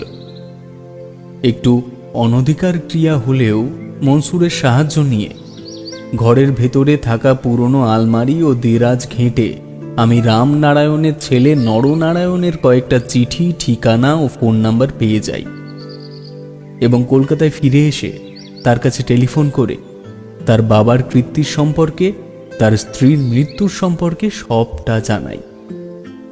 শাস্ত্রমতে মুক্তি না দিতে পারলেও মেয়েটির অর্ধাঙ্গনের কাছে এই কথাগুলি জানিয়ে আমি নিজে অনেকটাই মুক্ত হতে পেরেছি।